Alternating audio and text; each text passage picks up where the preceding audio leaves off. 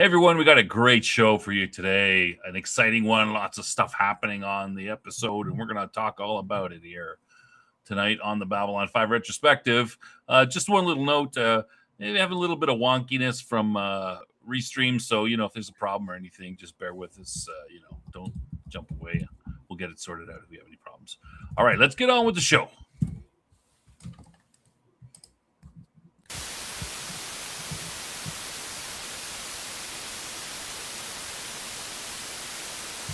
It's Brazil versus People's Republic of China and women's football first round Group E from the Olympic Stadium in Rio de Janeiro. And Brazil trying to put pressure on China early on. The pressure from the home fans on their team will be telling in this early stage, Gerald. Absolutely, and obviously an early goal is what you want, but the last thing they will want to be is under pressure in defence.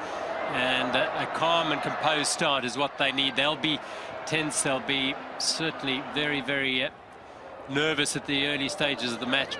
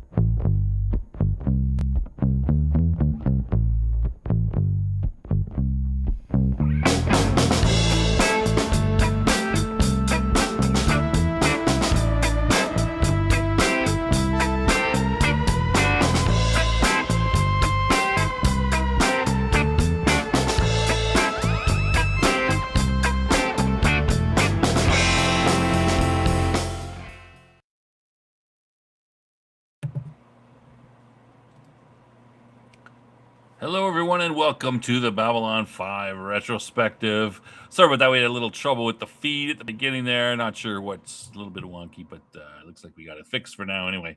Hopefully, we don't have any more problems. This week on the program, we're going to be looking at Season 3, Episode 15, Interludes and Examinations.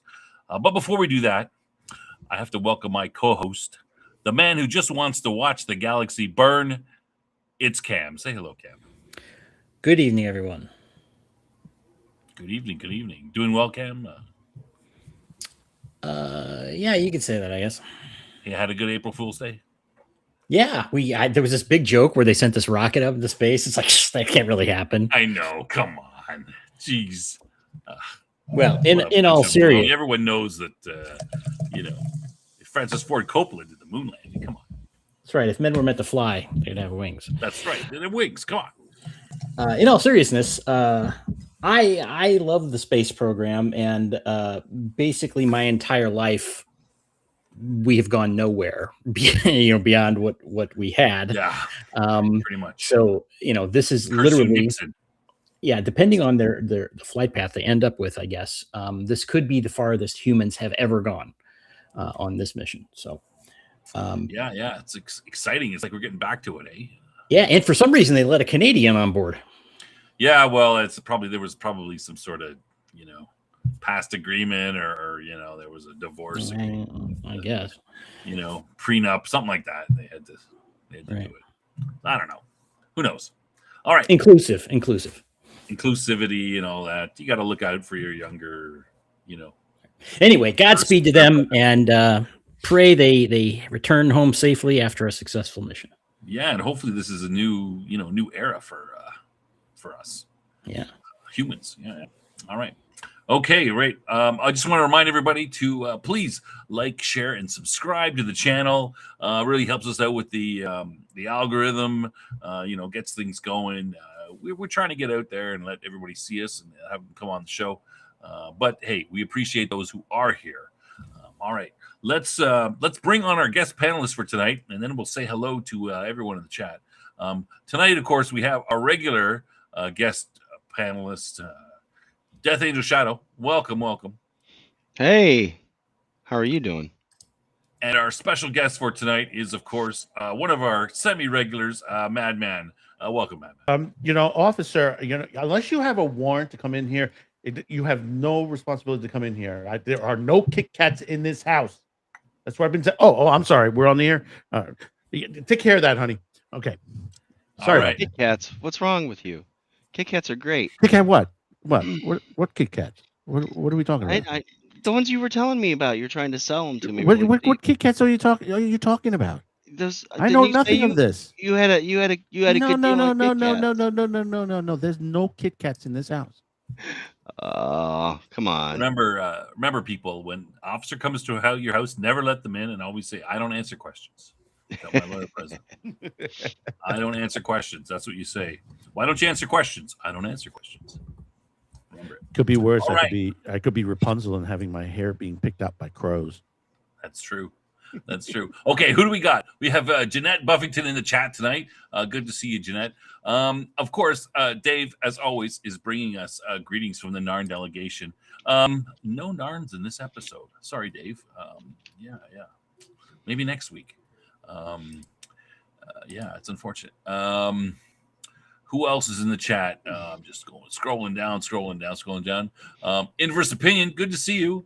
Hope you enjoy the show. Hey all to you too. Good to see you. Timber Titan, have we seen you before? I don't remember seeing you before. He says hi to Death Angel. I guess he doesn't care about the rest of us. He doesn't know the rest of you. That's okay. Oh, He'll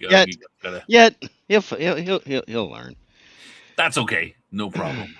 We're not hurt. All right. I think it's everybody. He might be a future co-host of mine for another show. So. Oh, interesting. Okay. Yeah. Do we have anybody? Is that a warning for Cam? Okay, I was going to say. I can only work Cam so much between Snob and me, man. The poor guy. He doesn't give it a break. Yeah. I was going to say, does anybody got anything before I go to trivia answers from last week? And we'll jump right into the show. I got some books, but no. Yeah. Okay. Yeah. Hi to the rest of you. Hi. Yeah. Okay. There we go. I don't feel so left out anymore. All right. Yeah. Awesome. Okay. Trivia questions and answers from last week. I'm sure everyone's just sitting on the edge of their seat to find out what the answers were from the Ship of Tears, the Bester episode. There's a vow of a slap across the face. What is Psycor's slang for a rogue telepath? You know that? It's she slaps Bester across the face, of course. Yes, she does. And a blip. Is it a bip or a blip? Blip. Blip is a rogue telepath. Who thumps the Book of Jaquan? That was Garibaldi. Oh, please, no. Please don't. It's disrespectful. Don't thump the Book of Jaquan. Who is in the hold of the ship the White Star intercepts? It's a pretty easy one. It's a bunch of human telepaths that have Blip telepaths. Telepaths. I mean, they don't want to be telepaths or whatever. They don't work for Psychor, but they've been shanghaied or captured or kidnapped or something. We don't know much about it. But at the end of the episode, which race's space is openly attacked? Not attached. Attacked by the shadows. Anybody know the answer to that one? The Briskiri or Brikiri? Brikiri, yeah. Let's and we're gonna see them at the beginning of this episode. Yes, too. we are. The Brikiri. They basically kind of jump off right from that one almost. Yeah. So those are the answers. Bester, the blip, Garibaldi, cryogenically frozen telepaths, popsicles, and the Brikiri. Yeah. All right. Awesome. Cypops? Great. Would you call them Cypops? Sure. I guess you could. You could. All right, Cam, do you want to do the episode summary, and I'll do the you do the quick one, and I'll do the slightly longer one? Get through Absolutely. as fast as we Season 3, episode 15, episode 59 overall, written by J. Michael Straczynski. Sorry, Interludes and Examinations, written by J. Michael Straczynski. Original air date, May 6th, 1996, and 315 production order, so right in line. Shadow War begins in earnest, and it falls to Sheridan to rally a force against the shadows. He requests help from Kosh, which brings profound consequences. Franklin deals with his stim addiction. Dun, dun, dun. Right on, right on. Okay, so the episode starts off with Ivanova doing a bit of a voiceover. She talks about 10 days ago the shadows attacked. We see Morden paying off some people for something. It looks like a security guy who later see is dead or injured or something. We see Franklin stimming. We Ivanova asking about the Vorlons, where are they? And Londo is renting the best suite in Babylon 5 and wants it filled with flowers because Adira is coming back. And we see Morden. He's got 3 shadow buddies in a room with them. They unphase or whatever it is they do. Mm-hmm. And then we got the intro to the show. We see and the first scene of the episode is Sheridan and his with a Brakiri and another alien, the Daim, I think they're called.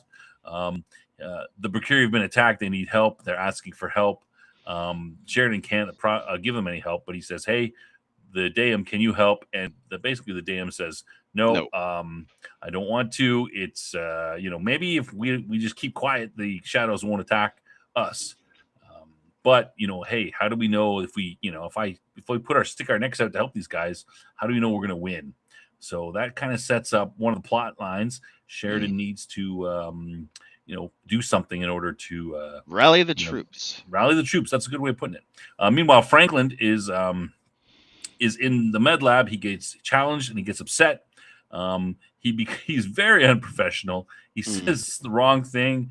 Tells his medics the wrong thing. Somebody almost dies, but they survive, luckily. And he just freaks out way over the top.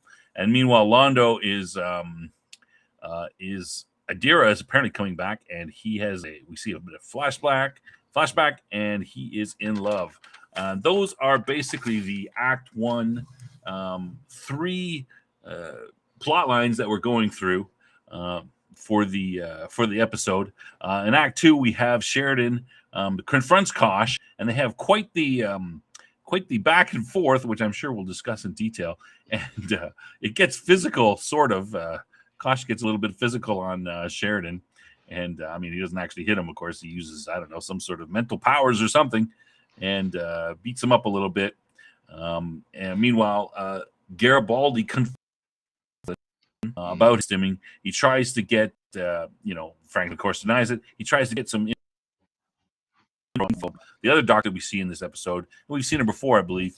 Her name is Hobbs, and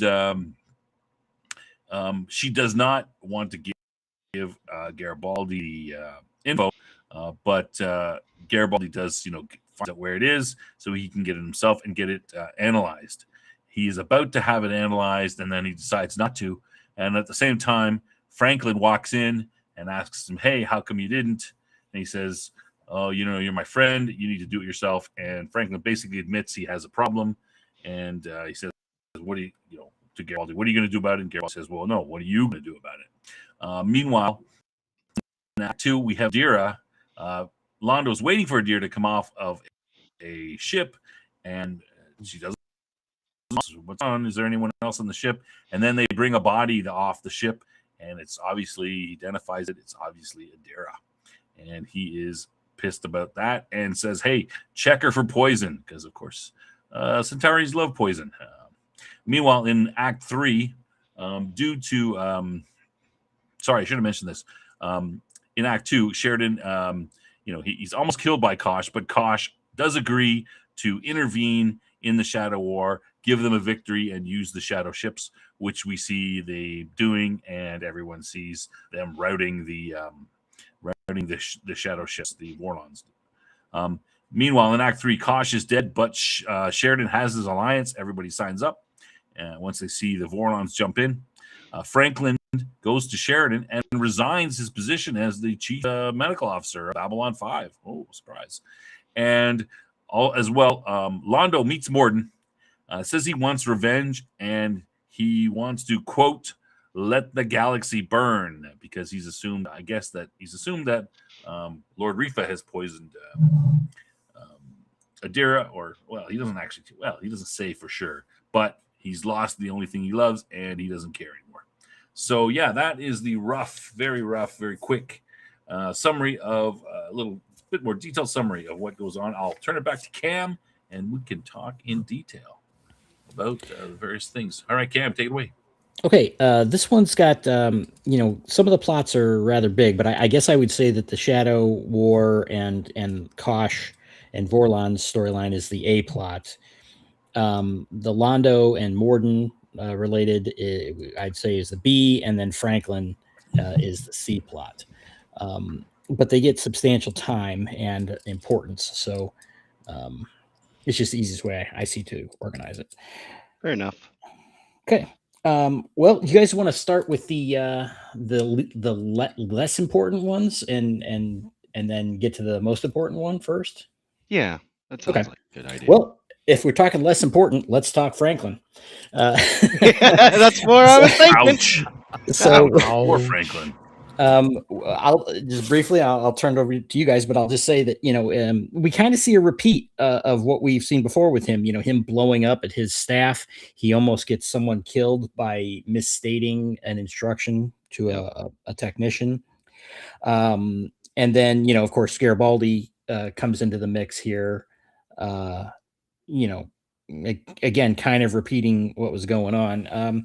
Madman, you're our guest. You want to talk about this whole I Franklin? can start on this. With the Dr. Frank, and I want to mention this before that. I was telling this to Snob earlier in the back. Do you know that originally they had written in that Lieutenant Commander Takamashi from the movie was supposed to go down this dark path with the stimulants. Interesting. Originally, but they couldn't put it in the movie because of the constraint of time of the film itself. So it never came to be. But they decided that the plot was so good they decided to turn to Dr. Franklin for this one on there. But this with Dr. Franklin, the whole situation where he's just getting way over, sometimes a little bit over the top, that didn't need to be that over the top. But him yelling, like 9 PSIs, I said 9 PSIs. And then he says, no, 13 PSIs. No, you said 9, the argument back and forth onto there. But you see at this point, his character is just literally crashing at this point because of the exhaustion, the stimulant drug use onto there. And you see Garibaldi trying, his best to help him say, hey, listen, friend, I've been there. I went through alcoholism. I know what you're going through.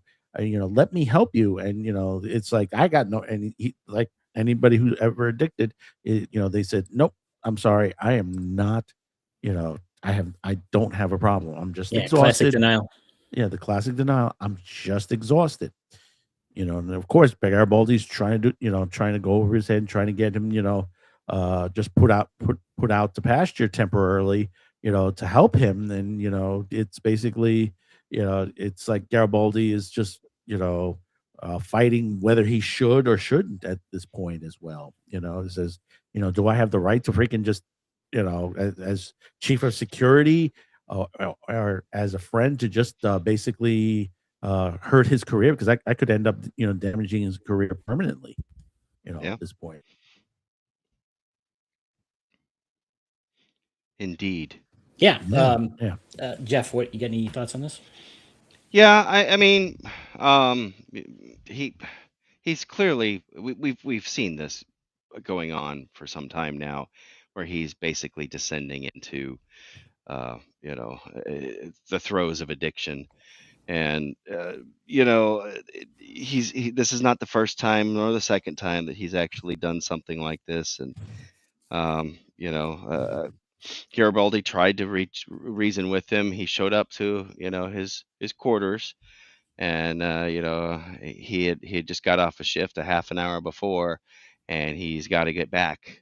And it's like what are you doing to yourself, man? Basically, it's like you're not helping anybody, with what's going on. And he's like, no, I can handle it. I don't need you telling me blah blah blah. And it's just like, yeah, well, you need somebody. So Garibaldi tried to reason with them, and he's like, well, you need to do something before I have to. We don't want to go there. And it was kind of interesting. Uh, the ethics of the other doctor. I don't know if she's second in command or what behind him, but she's like, no, I can if you're going to do it. It's like, well, if I have to, I'll go through official channels, but really, I don't want to have to go through official channels, because if I do that, then Yeah. I thought that was an interesting point, because, she's like, oh, I don't want him to be, anything bad to happen to him. And Garibaldi's like, I don't either. They both had a good point there. yeah. And I mean, he was trying to do it the right way. He was trying. Well, he was trying to do it the wrong way for the right reasons. He was trying to save his friend. And sometimes people are beyond help. Right. They need to come to their own realization, and I think that's the point that they were trying to make. Yeah, and well, Franklin does, because he, Yeah. he talks about, that he did the test on himself, and as a man of science, he's like, The the numbers numbers don't are lie. it. The numbers And- don't lie. Yeah. right, and They never do. so he admits it to himself, at least, which of course is a good first step. Snob, you got any comments on the good Dr. Yeah. Franklin? Yeah, I mean, it seemed to me that Garibaldi was a little bit too overly worrying about his friend and giving him too many chances. I mean, he almost killed the guy. It's not, we all know it's only a matter of time till somebody dies. I mean, what's Garibaldi gonna? And Garibaldi decides, oh no, I can't do it. I mean, what are you gonna? How's Garibaldi gonna feel the next time some guy comes in there and Franklin kills him because he's he's too high. He's Right. lost control. So I mean, I understand what they're trying to say and stuff, but I just thought, Franklin or Garibaldi was a little bit, hey, he's your friend, Too sure, lenient. but yeah, a little too lenient. I mean, like he's tried a number of times to help the guy out. He refuses, and I just thought, hey, you gotta. I mean, you can't. How can you stand there, Garibaldi, as the chief of security, and just even as a morally as a human, knowing that this is going on, not going to Sheridan and saying something, Right.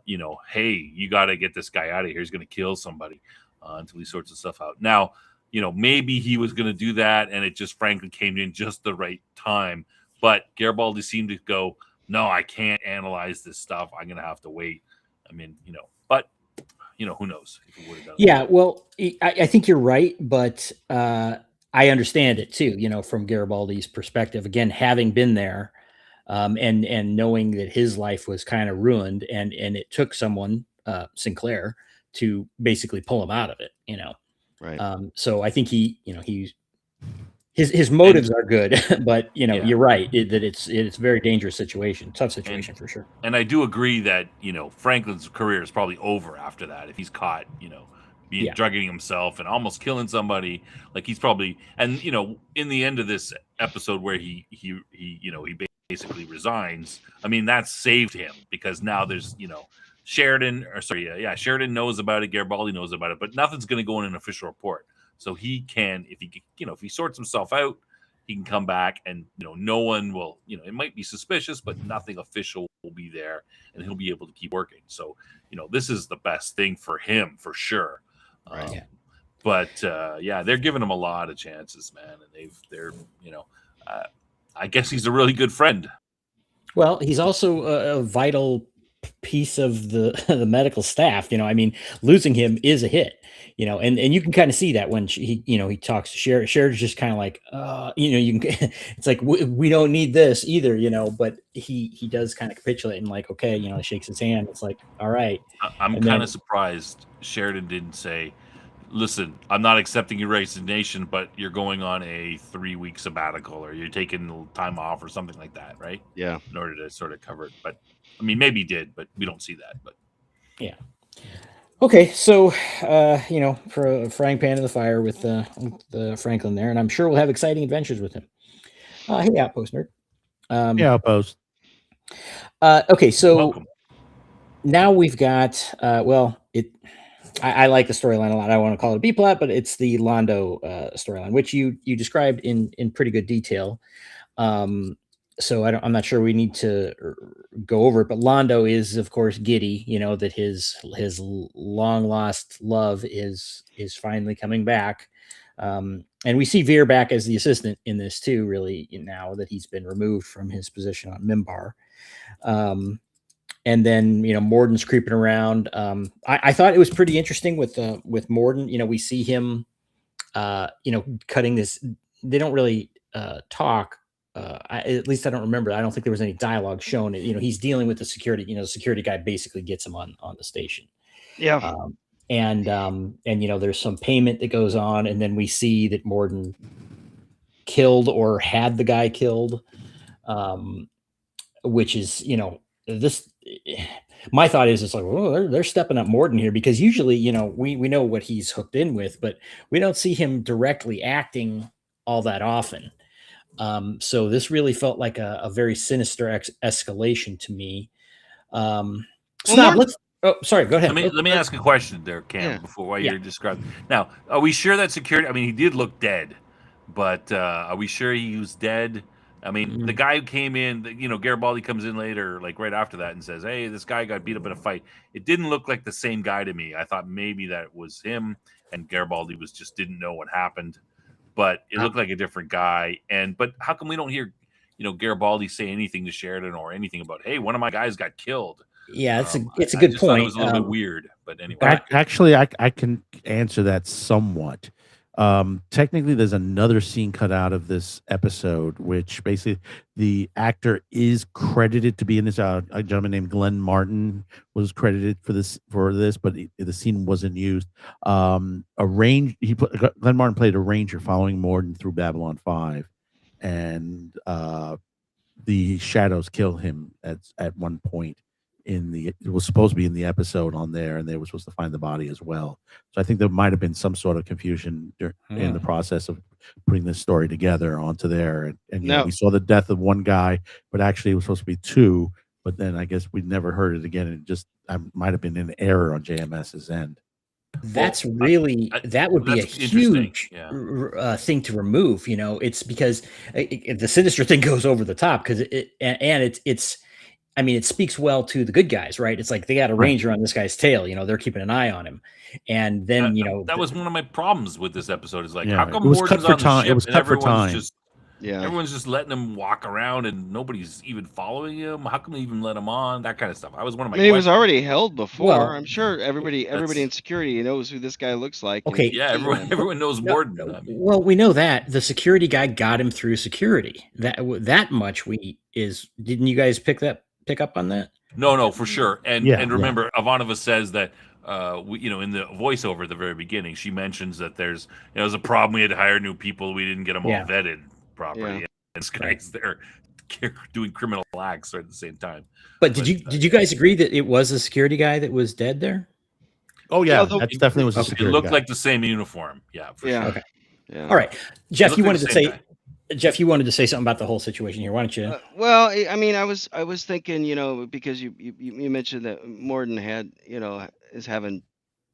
Morden is killing people. I don't know that Morden actually did it. I think.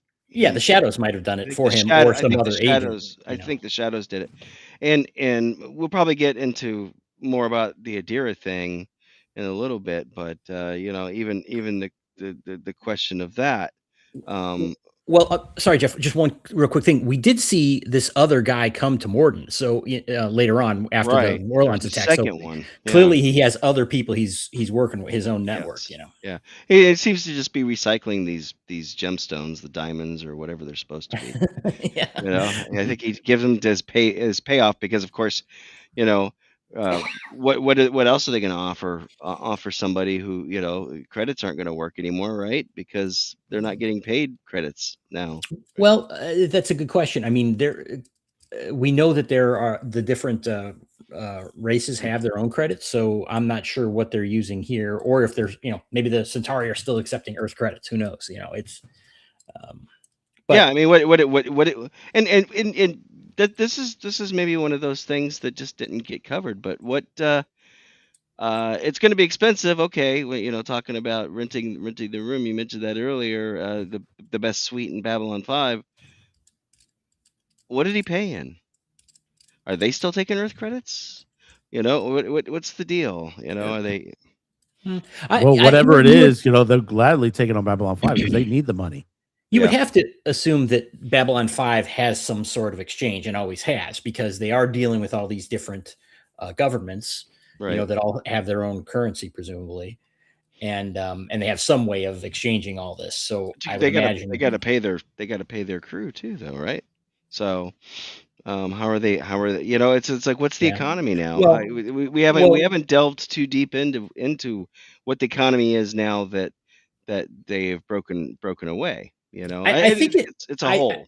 It seems you're right that they didn't mention it, but I would imagine, they did establish that Babylon 5 was supposed to be running, it's by its own operation, meaning it was supposed to be self-sustaining. So it seems, or at least I assume that, they're still getting fees for docking and everything, and all the other races that are still doing business here, that they are collecting these fees. And again, they do have some means of exchange of currency. Yeah. So maybe the Earth portion is just taken out of it, but they're, dealing with something else. But also remember at this point, because they're not getting anything from Earth or supplies, they have to get their supplies from some other, way. If they don't get it from the Mbari or any of the other worlds, do they turn to smugglers? At this point, you have to put that into the perspective. I mean, all the guys that they were destroying back in the day. Well, the Raiders in the first series, first season. Well, I mean, there still are the other colonies too, and we don't. Again, they don't go into it in any great detail necessarily, but maybe Proxima has their own or substantial production. There's a Martian credit, or there's or something like that. Yeah, and there are products that come from these places. Presumably, they it's not just shipped from Earth to them where they consume. Presumably they have some sort of economic structure. But interesting. They're paid in spice.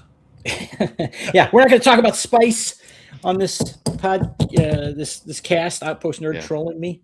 Spice. There's go watch a little bit here. Go watch last Sunday's episode of Top Lofty Lounge. One of our highest viewed episodes, by the way. Recently, Did you get 3 thumbs up? Cam, before we go, I'd like to answer Jeanette's question here. Like my assumption, I mean, maybe other guys would think with the whole Franklin getting, official report, like basically Babylon 5, the Earth staff would all follow the usual Earth procedures. They might not file it with Earth, but at some point, this whole situation is going to be resolved and everything's going to go back to somewhat normal. And these reports are going to get all, sent it's back in and everything. It's a good point though. My thought. They probably are still on rails, with the procedures and everything, but she's right. They can do well. There is a scene. Remember, there is a scene where Garibaldi's talking to the other doctor, and she makes a complaint and says, "Listen, we're supposed to be a paperless society, but yet we get so much more paper we have to fill out." Yeah, if you remember that, which is kind of ironic because now we're almost totally paperless. But I thought about bringing that up too at some point. But at any rate, that's kind of where I was going. My point was that clearly Morden's got and Babylon 5 is clearly infested with people that might be on the take for the bad guys. Probably on both sides, not it's just maybe this is a reminder. It's not just the Earth first or Earthdom that might have spies in there, but the Shadows do too. So right. So we do see, Morden does confront Londo about, he's like, well, why is Rifa suddenly cutting me off here? So we learn that, Londo's threat has worked on Rifa, and the Centauri are not acting as the pawns or acting in the way that the shadows want them to, and that's enough of a problem that Morden has to come and try and cajole Londo. Londo makes the mistake of saying, what more, essentially, what more could you do to me that hasn't already been done? Well, Morden finds a way, right? Yeah, he just kind of walks right out and Yep. oh, But you hey, notice every few moments as Londo's talking to Mr. Borden, the shadows are talking like right behind Londo. Yeah, Londo has to turn around every moment, wondering what the hell's that sound? Yeah, it's almost like he's hearing it kind of subconsciously, almost. But it's like, what, did I hear something? Yeah, and we do have that scene where, at the beginning when Morden comes in, he's in, I guess, his quarters, and the shadows are there, talking to him. And there's something interesting I find with Morden. Seems very much not like a minion. You know what I mean? It's like just his body language and everything. They're kind of standing there. He's standing there very arrogantly. In my mind, what did you guys notice that? Yeah, they almost listened to it because it's like they basically asked if they should take him out, and no, he may still be of value to us. With his first encounter with Malari. Right. Yeah, that in was the interesting. hall. Yeah, that's a very good point. That they suggest killing him. Apparently, we can't hear them exactly what they're saying, and Right. Morden is the one that says no. So yeah, your point that kind of goes to your point about maybe he is a little higher up the food chain than some people. Yeah, or Yeah, that, I thought that that was there's very interesting too. Or he's taken over by something. I thought he was a pawn of them, but he actually has some input. Or we don't know that much about the shadows. It's like, are there different ranks within the shadows, and the things that are hanging around him are minion, or are drones of some sort. But I thought that was interesting. If we can hold on for a second, Cam. Jason just popped in. I'm going to pull him into the show. Jason, welcome. Hi. There we go. Howdy. Oh, NASA shirt. Good. There. Good evening. All right, we've Jason. If you would like to catch up, we could give you a chance to sound off if you want. We talked about Frank. The only thing that I will say at this point is Morden. To me, just over a period of time, Morden has always felt to me like a character who has more under the surface than what he's showing in terms of influence and not necessarily power, but whether or not he's controlling shadows or they're controlling him, or it's a cooperative thing or a parasitic thing. He's always kind of struck me as being a little bit more than just a minion. Okay.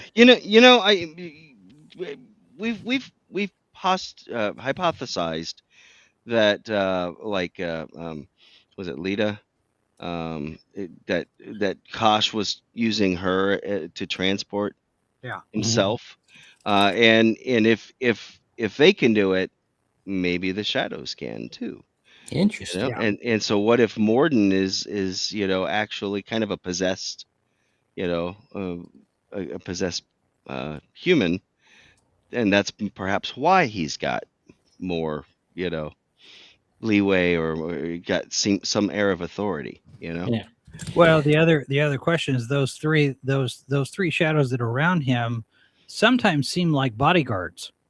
Mm-hmm. That's true. They do. Yeah. So there may be more than meets the eye. Yeah, I think so. So further in the, obviously Londo kind of, blows him off and Morden, okay, sure, go away. And then, we see the scene with Veer talking to the guy making the arrangements and all that. And then Morden slips in there, does a little fast talking and, finds out what's up. Then obviously Veer has a great line there. You know that. About other than anything I can do to help. Yeah, other than short of dying, no, I can't think of a thing. I like Veer.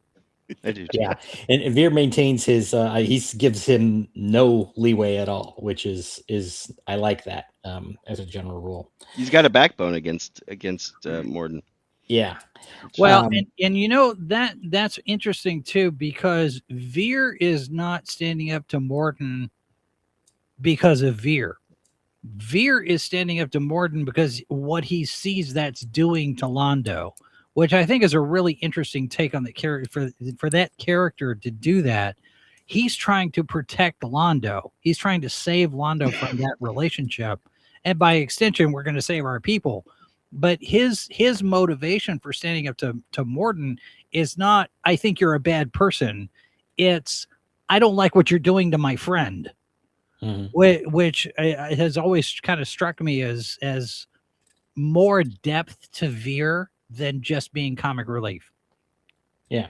And, you know, there's something else interesting about this is, you know, Londo, you know, his demand was that, okay, let me go back for 1 second. The deal that he cut with Morden as they were breaking up was, you know, okay, this is, you're over there, we're over here, we're not going to bother each other. And then Morden really violated that by going to Rifa and you know, getting them to do these things that Londo then put a stop to. And Londo seemed very satisfied, and you know, we get the indication that the Centauri had stopped that, and they pulled back to defend Centauri Prime, which was what Londo wanted. But I'm sorry, that's just the point I wanted to make there. But okay, so Morden, I think that's a good point.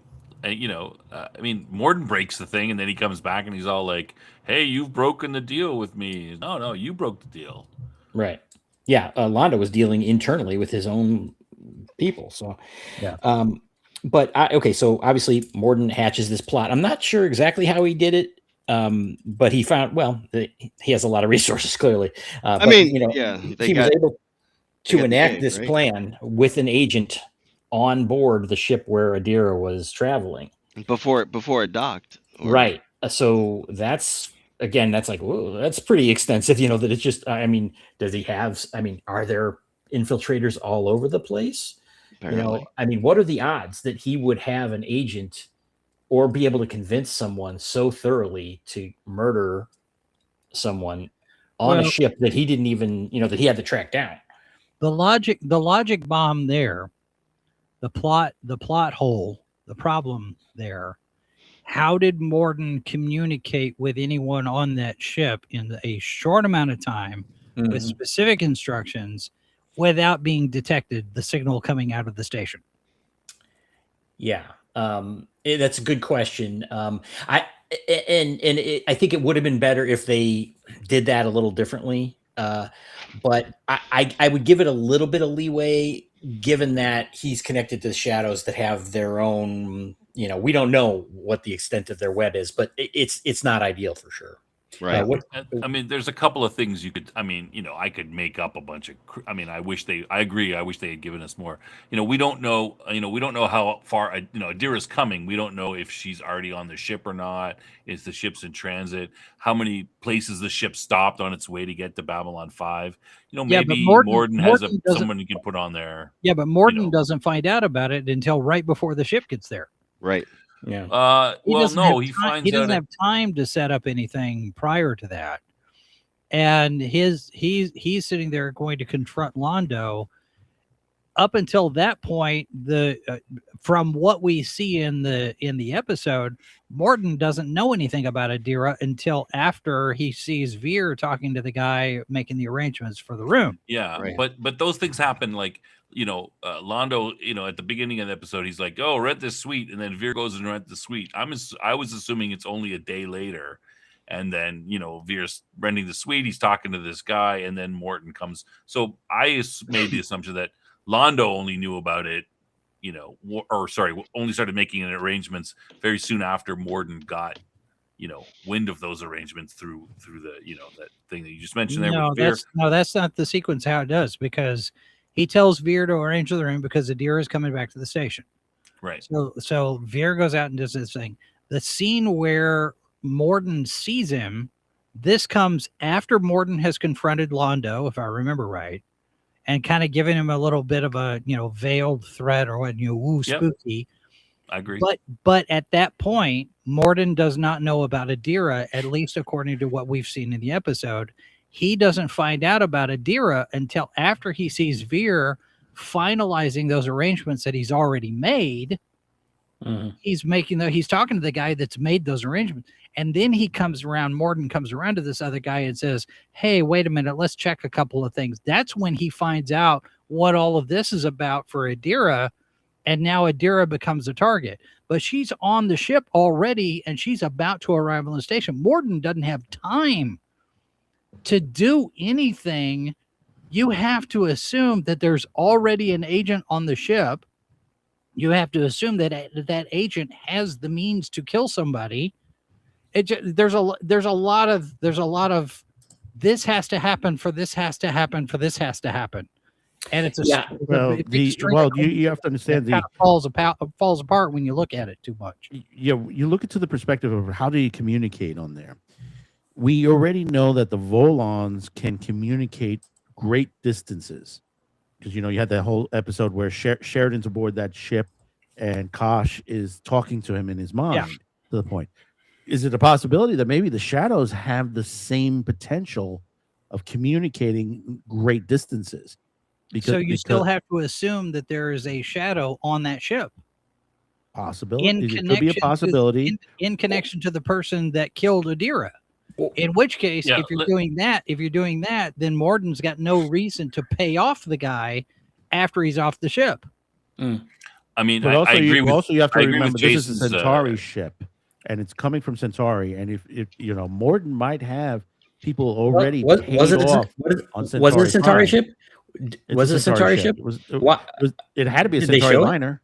Why? They had all kinds of humans and other things on it. So you don't think there are any humans on Centauri? I'm saying, what indication was it that it was a Centauri ship? She had to be unless she transferred. She wasn't even on Centauri, was she? She went to some other. No, but hey, she was in Centauri Prime. She went. I don't think it matters. I don't think it matters whose ship it was. What matters is that you have to assume that Morden has people on these ships. How many transport pre-placed on all of these different ships? That's a lot of resources for just some random. Oh, hey, here's a person that we can kill. It breaks down. I agree with Jason. I think it's a fair point to ask about the plot. But let's just go around the horn. Madman, you don't seem to think any big issue with it. Well, it's like I said. Morden. Remember, Morden has he's stretched his influence throughout the planets throughout there from the shadows. We know he has influence on Earth. We know he has influence in probably some of the non-aligned worlds out there. Because you're hearing that situation with in the beginning when the guy says, Sheridan's telling the Brakiri, he says, you trusted the shadows. It says, yeah, but I thought, if we worked with them, that we would work out, everything okay. So, you have to put to the perspective how truly the shadows have reached out on these worlds. How many people, how many agents to the point on there? This is not, so remember, the Rangers are out there as well. I think that's the point that I take I agree with Jason that and the only way I can explain it is to say, wow, the network must be very extensive and very powerful to be able to overcome that plot hole. Jeff, what do you think about it? And to not only that, but having people just sitting idle on all of these places, with poison, just waiting for an opportunity. You got to stretch a lot for this. That's a good point, because not only did he have her killed, he had her killed by poison, which would send Londo on a certain path. So Centauri poison. Yes. Yeah. So, okay, Madman, that might contribute to your theory that it had to be a Centauri ship. But I think in that case, it would have been better if we saw a Centauri guy, because the guy Morden paid off was a human. Right. Okay, Jeff, what's your thoughts? No, I'm right there with you. I think it's a little bit of a hole. I don't want to keep on going down the rabbit holes of the plot, but it's a plot hole. Yeah, and I don't think this ruins the episode or anything. And no. We are. I don't want to say it's a nitpick, but it is a point that doesn't otherwise. It's an important nitpick. It's an important. Right. Okay, Snob, what do you think?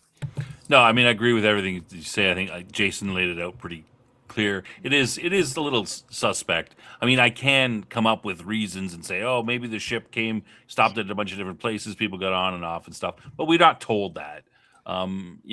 It's down that rabbit hole, and I just, it is a little suspicious. I can sort of hand wave it away because I don't think it's that as important, but it is a bit of a hole. I will say that the guy who it's the guy who comes off the ship the last, and Londo goes, hey, are you the last person? And he goes, I don't know, yeah, whatever, I guess. That's the guy who kills her, right? Because that's the same guy, bald-headed guy that Morden is paying off later, and he's a human. I didn't like that either. I didn't like that. It just happened to be the murderer. It's like, and you guys mentioned all the points about the where does he get the Centauri poison from? It is a bit of a plot hole. I can come up with some reasons. Well, we don't know. I'm stretching. We don't know because we didn't see it that if he exactly murdered her, but he's definitely involved in the situation. We don't know if he actually committed the murder. Well, the implication is that he did it.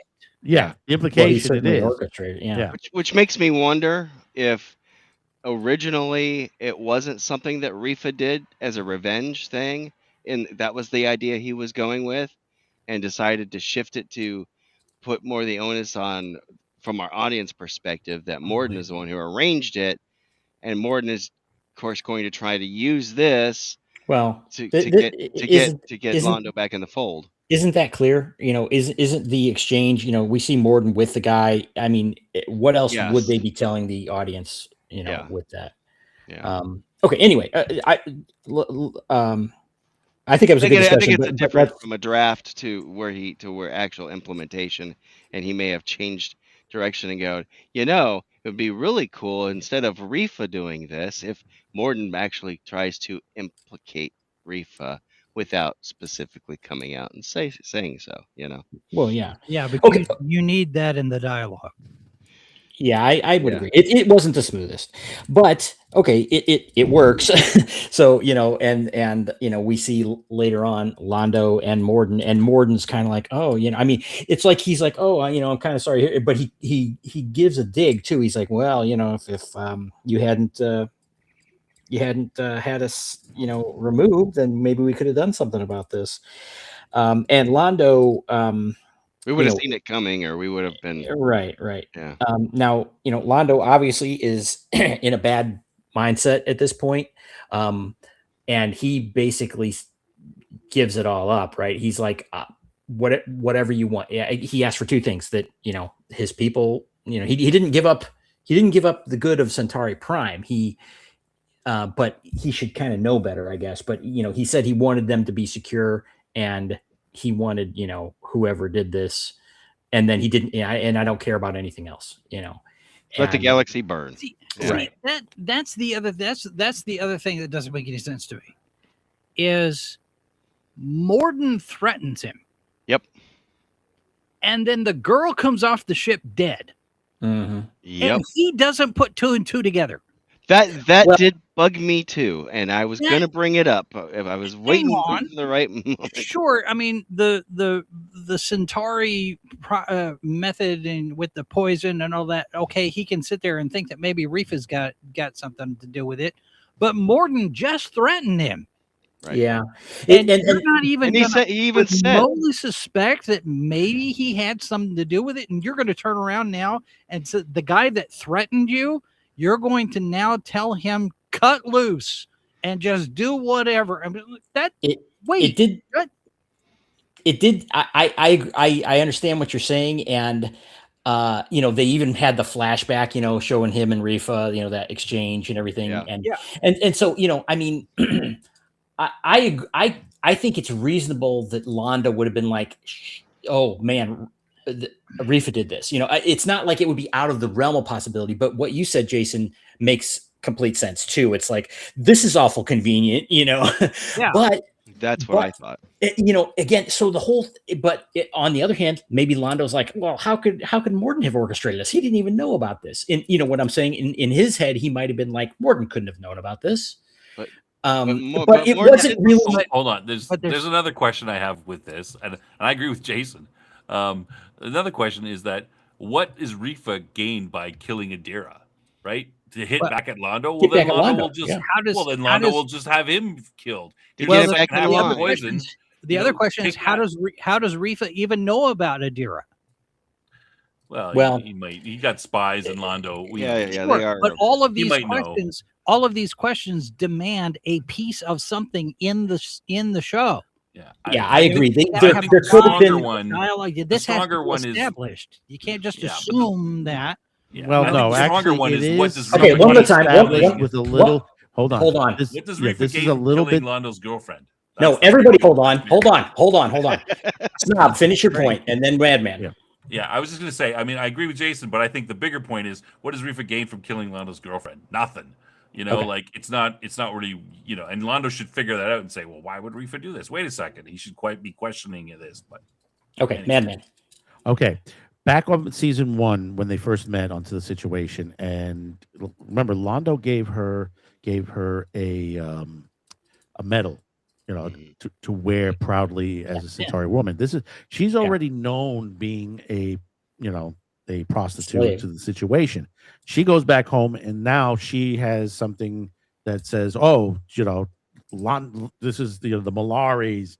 You know, so she's part of the Malari circuit of the family in that point. That she's not a prostitute; she's a woman. You know, to that difference. You know, so basically, you'll have people back on Centauri says, "Who is this?" You know, at the point questioning this situation. Now that we didn't see, but you put that in your mind from that point to this point. You know that she's that when she's coming back, how do they know that she's who she is with Londo and all that? That's a fair It's a point. possibility. Yeah. What she's had back when she returned back to Centauri Prime, a lot of people would questioning. The only saving thought would be, because I was like, how did Londo not figure out it was Morden that did this? That was like everybody said. That was like blatantly. It's like, Well, he threatened. He's like, there's nothing else you can do to me. Then she winds up dead. You've Yeah. just said Scenes later. it, Jeff. But Yeah. the question is the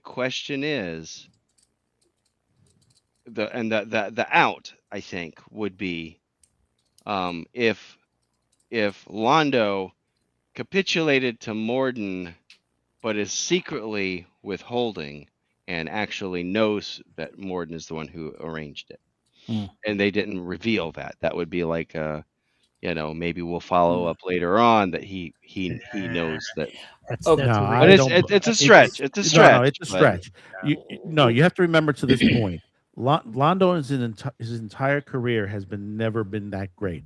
You remember, we know at this point that he got this position, just as a joke, to be ambassador of Babylon 5. We know that for instance, and all his situations, he's been wanting to, be in the royal court. He's been doing everything possible.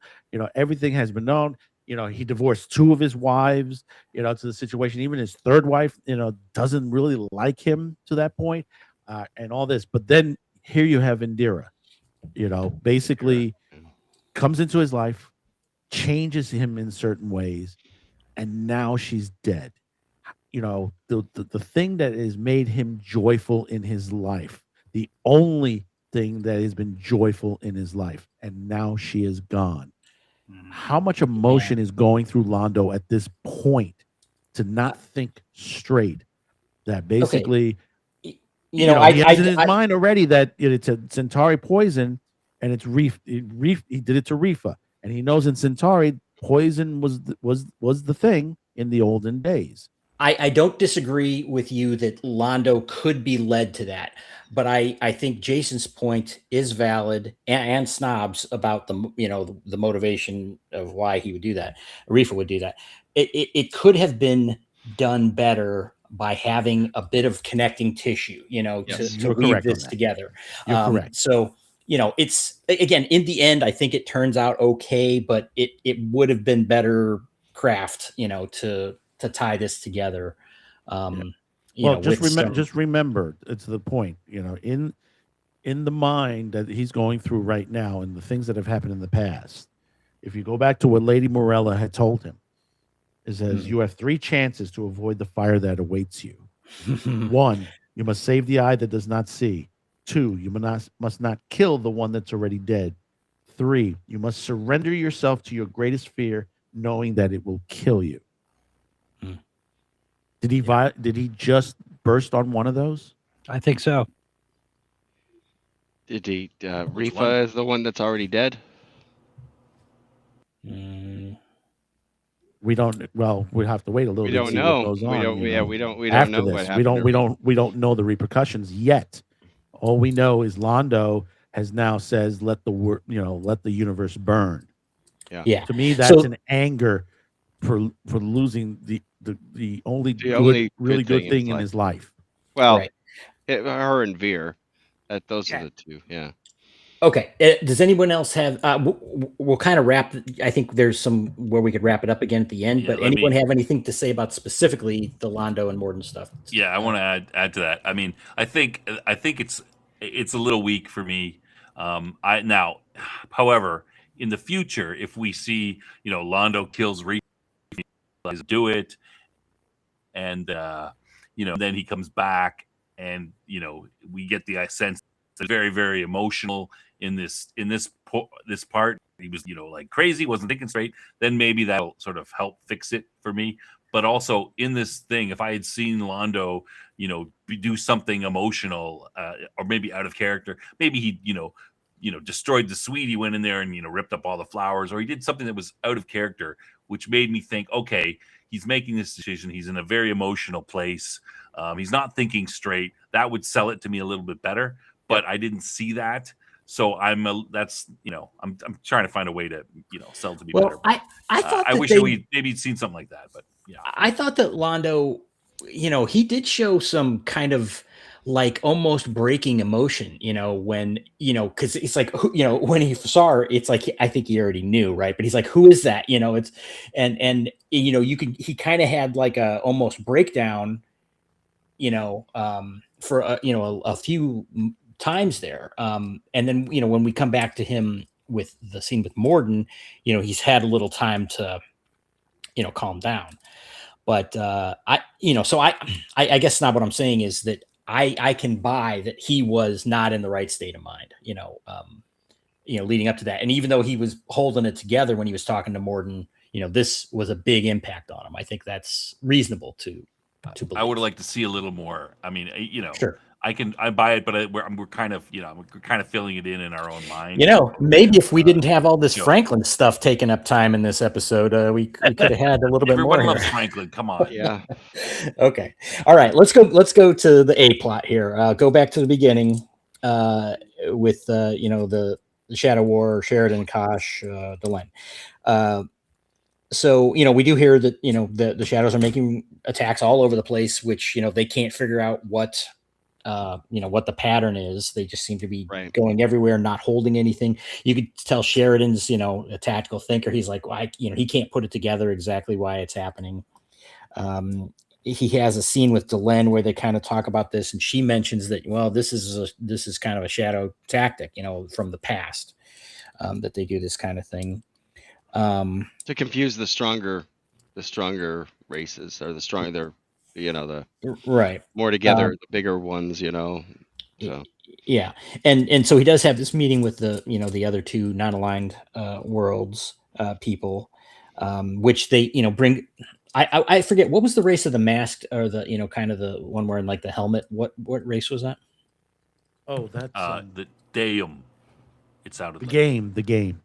Yeah. Okay. I know it sounded like Daeum, like Dayum to me, but GAIM, I believe that's his. Okay. GA. Okay. That race brings up an important point, right? It's like, well, again, this is, Sheridan's like, of course they're going to attack you. They're like, well, maybe they're not going to attack you. You can't say that for sure. I'm going to stick my neck out, So this was a very important scene. I think that it's setting up the difficulty that they have here. We're starting to see this, that Sheridan has cut this deal with them for, various worlds for protection.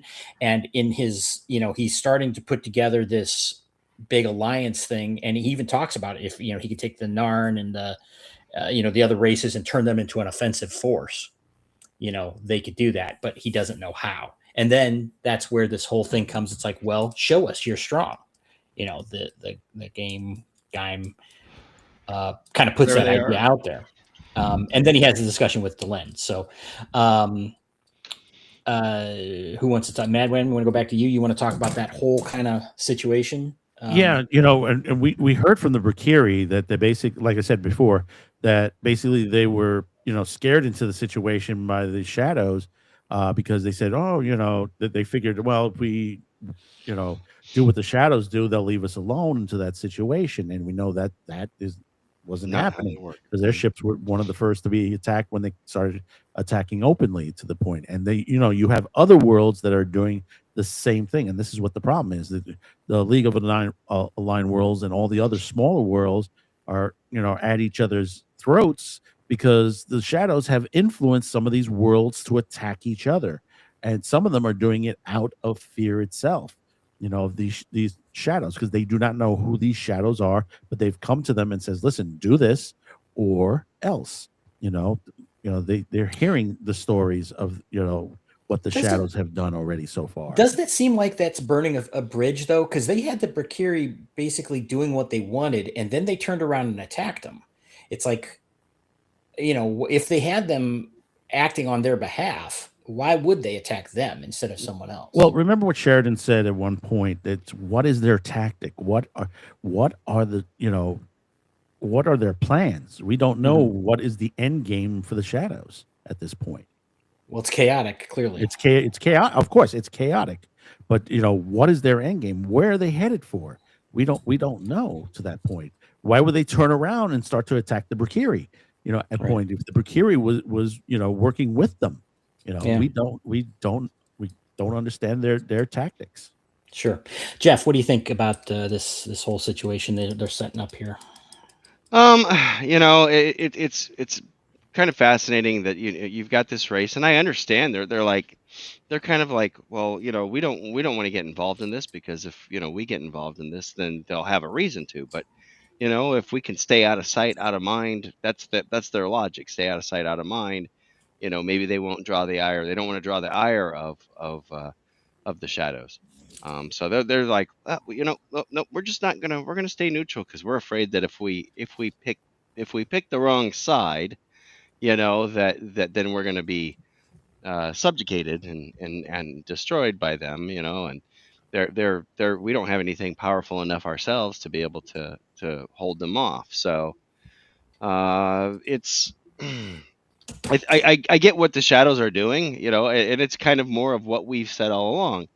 They've been, deliberately trying to cause different worlds to fight with one another, and ultimately deplete their resources, and deplete their, and cause chaos, spreading chaos basically through the universe.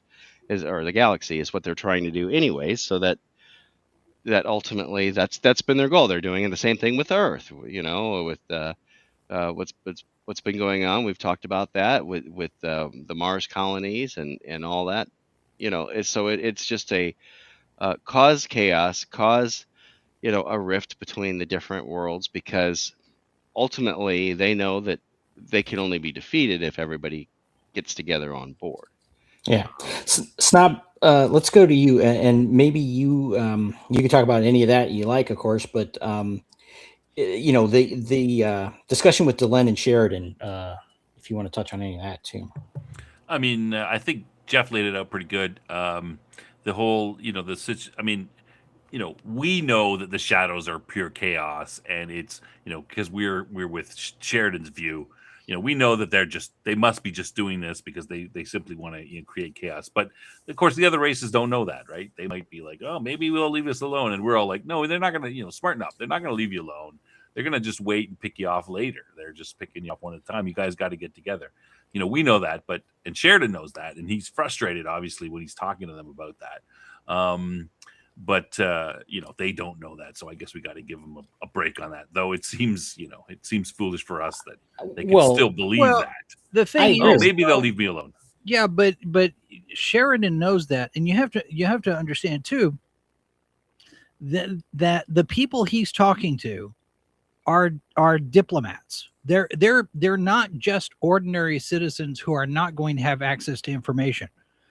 And the context of these conversations, you have the head military guy in the middle of combat operations telling these people, hey, the people we're fighting have demonstrated that they are going to do X, Y, Z. So it's not just some random conversation among civilians here. You've got people that are qualified to have, they're cleared to have information. They're qualified to make these judgment calls. It's not like Sheridan's just some, Chicken Little saying the sky is falling, the sky is falling. He's like, I'm fighting a war. I have this data that shows that you're next. Well, and it still doesn't make any sense that these people are just going to go, well, maybe if we just keep our heads down. They don't believe him. Well, they don't have to believe him. He's a foreign government. He's a member of a foreign government. They don't have to. They don't necessarily trust him. I mean, let me suggest the following.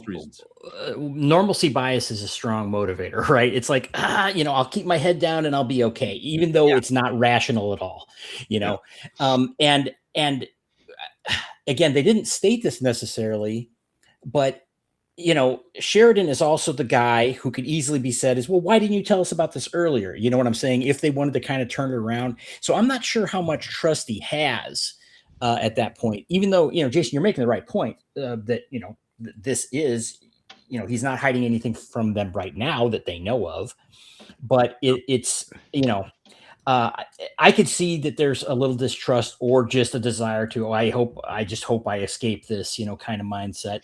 But the guy does say, kind of puts it to, I really like this portrayal because I don't know that much about the race, but it was like, show me, it's like, if you want this, then prove it, and so they did give him an opening. And then that led to, this discussion with Delenn. And she was kind of a little flippant. She was a little, and she's like, oh, I'm sure you'll figure it out. John, you're so cute. It's like, I didn't really love that. But then, this puts the idea into Sheridan's head. You could see that he's trying to put these pieces together and he's got this grand vision and he doesn't know how to do it. And then, the light goes on, right? We need the Vorlons to help. We need a victory. Right. And then we have him going to Kosh. Anybody who wants to take this whole encounter with him and Kosh, raise your hand. Everybody step forward, right? Snob. I'm gonna make Snob do it. How about that? What? Me? Yeah. Or you could pass. You could pass. I'm sure there's other people eager to talk about it. Yeah, I'm happy to let I'm happy to let other people do it. This is I prefer you guys to talk, not me. It's okay. I'm the host of the show, but your you guys are the guests. So if you guys, I'll take it if you don't want to, but go ahead. Jason, you want to do it? Or well, I mean, this is something that's been building for a while because Sheridan is doing his workshops with Kosh. They're going back and forth where, you have to be prepared. You've got to learn how to do this, fight this war and whatever.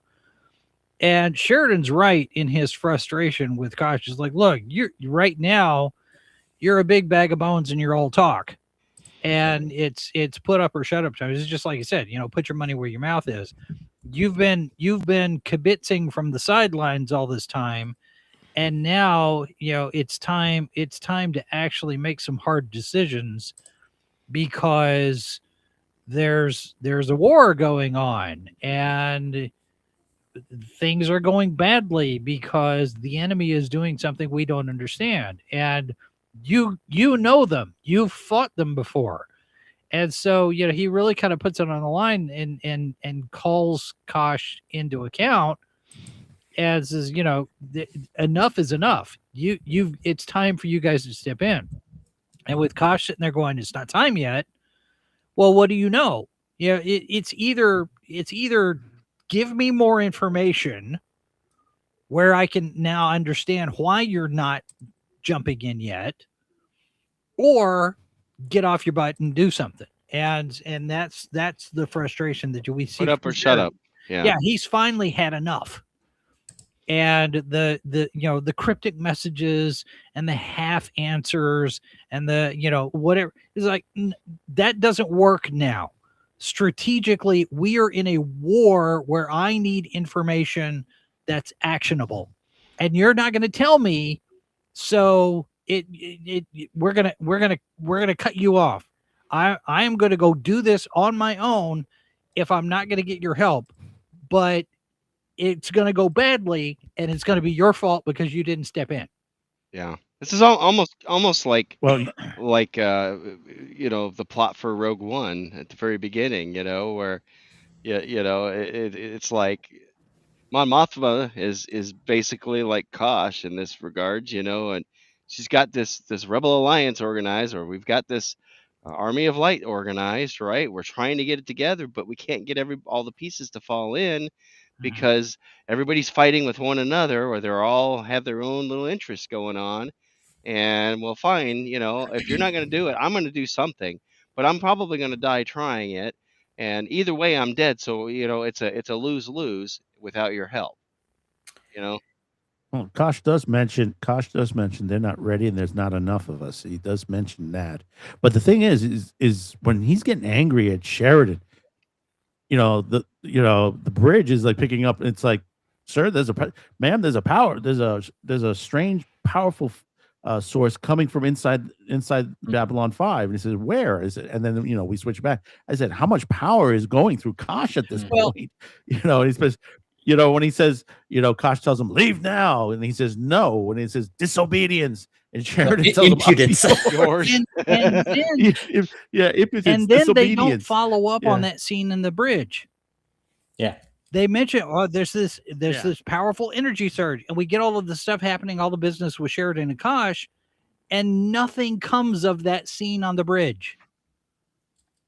Yeah, what was going on, Captain? There's no payoff. Yeah. Yeah, but Sheridan gets his butt kicked. I'm not really worried about. I think that's. I mean, it's between the two that's most important. But it's Chekhov's gun. If you're going to have point A, and it's going to point B, and you don't have point B, I mean, I think it's a valid point. Otherwise, there's no reason to have that scene on the bridge. Well, the reason maybe is to show that Kosh is so powerful that they're even detecting it on the bridge. Perhaps. Sure. I don't think it's that useful. I agree, but I don't. There isn't a payoff. But the point is that this battle is going on. Kosh is very either angry or something, and he's using all his power. He's obviously very, very powerful. We haven't seen this happen. I don't think we've seen this energy usage thing before. So that's kind of hinting at. He's been very passive. But at the same time, if it's being detected on the bridge of the station, we have this massive energy surge we can't understand. The first thing I'm going to do, I'm going to call the captain or security. Say, hey, Captain, we're detecting an enormous amount of neutrino radiation. There could be a cloaked ship underneath us. That kind of thing is like we're detecting this thing and it's not supposed to be here. I'm going to call the captain. Yeah. And nothing comes out of that scene. Not even afterwards. It's like, well, now it's suddenly gone. It was there's no resolution to that scene. I think the whole point of that scene where he goes back there is just for Ivanova to tell him, is like, oh, you should go rest and think about it and blah blah blah and sleep on it first. And which of course is I think that was the only point of that scene, really. Was for her to do that. So here's the thing that kind of stands out to me. I'm not sure what they were what JMS was trying to portray here, because Kosh usually is pretty cool-headed, right? I mean, he acts very deliberately, and he's clearly. I think that the maybe part of the scene, with the energy buildup, it's like, Kosh is losing it here a little bit, obviously he is. He's like, yeah, right. He's assaulting Sheridan, who's supposed to be his ally and everything, and you could see that a bit from. I mean, you can see both sides, because Sheridan, he's a hot-headed and, hey, people are dying, we need to do something. And the Vorlons, of course, are inscrutable and, we're following our plan. and we're immortal, so who cares, this or that. So I could see it, but Kosh got very upset, Angry. and Yeah. right, he was, and then he's like, okay, I'll do what you want. It's like that. I didn't quite see that connection, except the way that I ended up taking it to resolve that is that Kosh knew what needed to be done and was resisting it and coming out as anger. It's like which is what he basically applies to Sheridan when he talks to him as his dad. Right. Yeah. Right. Yeah. Well, I was gonna say maybe it's one of those things that Kosh knew that Sheridan had to get to that point to have the resolve. Well, they did. We've seen them testing them in other ways before, and maybe this was the final test, and Kosh wasn't really truly ready for it. But he kept pushing Sheridan, and Sheridan kept pushing back, and that's maybe he knew that is what the state of mind that Sheridan needed to reach that level of fervor in order for to know that he's now ready, and at this point, and that's why he said, I will do it. At the end. Maybe. Well, and so Kosh, good to his word, so somehow Babylon 5 is getting intelligence reports, right? I'm kind of skipping to the battle now because, Ivanova's, we do see some scenes with the new war room and everything, and, they're getting battle reports, but then, there's this, I think they were basically tracking it live somehow, the shadows engaging, and then the Vorlons show up, and, with enough force to take care of the shadows, which they do. That was, obviously we don't see many Vorlon ships at all, and we saw a substantial force here. 6, 7. Well, they caught the shadows off guard. They didn't expect the Volons to jump into the fight, right? But they beat them. They got them pretty good. And of course, this and again, somehow, typically, I don't think that we see this like satellite view kind of thing, analogous to a satellite view in real time, but it happened here. So that's another thing that I'm not quite sure about, but I guess they needed it for the narrative. But then they kind of celebrate. It's like, oh, yay, the Vorlons are in it. We got it, and Sheridan's like, oh, good. This is exactly what we need. And right. Everything's looking rosy. So what do you guys think of that fight? Did you think it was cool? Did you just like, oh yeah, the Vorlons, that's great. It was about time. It's about time they showed up. Like I said, I kept on thinking back to to Rogue One when finally everybody starts showing up. Yeah, Scarif. Yeah. Well, and I think too, to your point, Cam, the intelligence operation is probably coming through the Rangers, I would expect. Maybe. Just as a guess, because we have spent a number of scenes throughout this season establishing that there's a network of operatives, and they're Sinclair is running them from the Minbari homeworld, but there's a number of them and they're all clandestine. So I would imagine that it's some kind of a spy network through the Rangers that a lot of this intelligence is coming through. Like a Ranger listening outpost or something like that. Yeah, that. You probably get some other information from freighter captains, civilian pilots that come through. Well, I could see if there was a time delay, them getting the intelligence, but this really seemed to be in real time. It did. It did. Yeah, I don't even want to go into this one because this is just really another rabbit fishy. hole.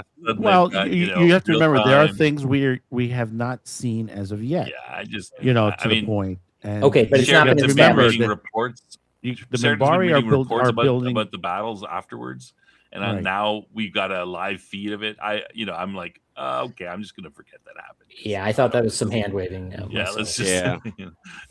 Although in this day and age, where we have social media, how much are we actually seeing in real time live combat operations going on, like say in Iran or Ukraine?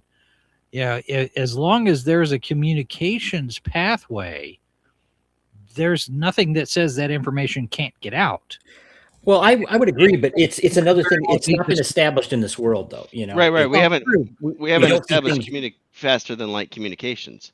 Well, that's true, but at the same Unless we're using hyperspace, and then we know that hyperspace is not necessarily great for that stuff. So, Yeah. you know. I'm just saying that the news has never been conveyed in this manner before, right? Right. It's, and like when Jakar, he went to find the shadows early, season 2 or whatever. It's like there was no.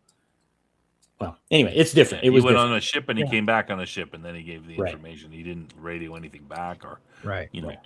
quantum link or anything like that. So Well, we it's just know a little we bit. know- I didn't even want to bother to. I saw that and I'm like, I'm just gonna pretend that didn't.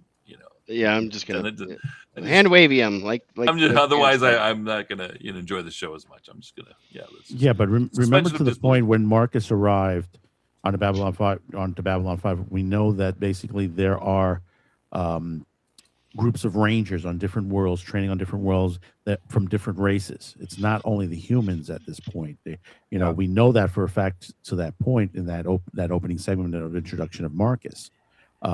So there's possibility that basically the rangers from the other world have secured from their home worlds communication centers that basically might be sending back transmissions back to Babylon 5. Yeah, I'm not doubting. I'm not doubting the intelligence network. I'm doubting the speed. And how the problem with quickly that, Madman, is that we've seen Marcus sitting there and then people coming to him and bringing him reports and come back, and they're doing it personally, which implies that they do have a network, but it's not. But it's done by it's carrier pigeon, not radio. Style. Yeah, exactly. Now that could just be for some things that are too sensitive to send, or you can make up these. I can make up a bunch of reasons as to why. Oh, some of this information is sent by this way and some of that way, but I'm just making it up, right? I don't have any proof from the show. I gotta say, this is a little armchair quarterbacking here, but I'm not sure that was a particularly effective way to do that either. That this kind of play-by-play thing. I think it would. I liked seeing it. The viewer being able to see the attack from the Vorlons and everything like that, and maybe there being some sort of report that came in. That was more in line with what they've done. I mean, they're basically watching a radar screen. Is all they're seeing. They're not seeing the actual. Well, but it's still obviously it has to be information, no matter the form of it. It has to be. It was coming live essentially. But it was coming. Yeah, it was coming in awfully quick, without a method that has already been previously explained as a. And what I'm saying is I don't see the purpose for it in this episode. It didn't. You could have harkened back to World War II, right? In that kind of sense, where the people are all around and Sheridan's there, and they're like, the other government representatives are all around. They're like going, they could have been crapping on Sheridan, saying, what's going to happen, what's going on, and then somebody comes and hands, him a paper, and he says, "We've just got this report. The Vorlons have engaged the shadows." And everyone's like, "Oh, really? Well, but interestingly, back from this, we may have been more impactful." Yeah, but that's exactly what did happen with Morden. Is someone had came and told him, right? It's like, oh, we got word of this, and remember that's when this other dude came in and told Morden about it. So that's I didn't think about that, Snob. But that's a good point. Is okay, so it's kind of a contradiction. We were saying, well, we're going to do a little hand waving with Morden and his ability to set up this assassination of Adira, but then he's getting like a hand delivered report from an agent about this massive attack on his forces. So those two things don't go together particularly well, in my opinion. They clash a little bit. Yeah. I'm not sure why JMS thought that. Oh, we got to do this live in real time. Yeah, I don't either. It can be just as impactful where I've just got this report hot off the presses, and even though it happened an hour or a day or whatever ago. Yeah. Oh, and we won! Yay! You know. And again, these are a bit nitpicky, maybe, but it is a little inconsistent in my opinion. I suspect if I would have, and I did not. This episode did have a commentary track.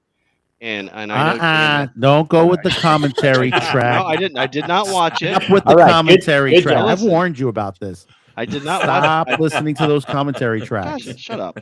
You hush. So, but what I did not do this time was watch the commentary track. I had other things that I needed to talk to people about. So that took precedence. I almost did, but I know from previous ones that one of the things that he has said is it's a television moment. Yeah. And he kind of regrets doing it sometimes, but then he kind of goes back on it. He's like, yeah, I don't regret it because it was a TV moment, and it made it more exciting for the audience. Yeah, and, fair enough. Fair enough. It was the 90s. What do that's what you were getting in the 90s. Everything was a television yeah. moment. So, That's so why you had he- a lot of he- shows A that did couple what they dots did. moving towards each other, and Yeah. Jeff, I like that you're mirroring Franklin's stim addiction with your commentary addiction. I didn't watch it this time. Okay, You well, know, good job. The funny thing is, you mentioned this show being made in the 90s. I got to think of it because tomorrow I am going to be over on Nick Weiser's channel talking about Star Trek. And so I've been watching the episodes we're going to discuss tomorrow. And I'm watching this show from the 1960s. And I watched this show from the 1990s. And Babylon 5 looks so cheap compared to Star Trek from 1966. And I'm looking at this like surely they had enough money and resources. We talked about this in the first season, how cheap the sets look. Yeah. And this new war room, this new set that they've got this season, they've clearly spent some money on it. But I don't know what it is, whether it's the sets themselves or how they're lit, how it's shot. There's something about Babylon 5's production value, production design that makes it look cheap. And I don't know exactly what it is yet. It's the new uniforms. Well, there is a certain style that looks dated. No, I can Jason, I can go back even further. And JMS used a little bit in this series. Forbidden Planet and the sets, the scenery, the music, everything was so spot on, way ahead of its time. Still, people are just finding out about this movie, and they say, it's a 50s movie, how good it could be. And then they see it and they're like, holy shit, the special effects are great. But it's not the story, and it's not the visual effects. It's the aesthetic of the camera work. Mm-hmm. And I'm looking at Star Trek, and I'm because I've been reading These Are the Voyages from Mark Cushman, talking about all the behind the scenes stuff. Jerry Finnerman, who was the director of photography on Star Trek, this was his first job being the boss of the camera and lighting group. And he was scared to death he was going to screw it up. But he had learned from a number of different film camera guys, one of whom shot Gone with the Wind. And Finnerman was lighting Star Trek like a movie. It was a cinematic style that he was using that gave us depth and shadows and contrast and all all these colored gels. He was designing painting with light.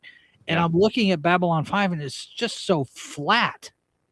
Well, and uninteresting. I was like, I think it goes to one of the things that they did in Trek was like a lot of those sets were hand painted, and you literally had artists Oh, you're talking about the matte paintings. Yeah. And so when you then turn around and you're blending CGI with early CGI with physical sets, and well, again, you're talking about the opticals.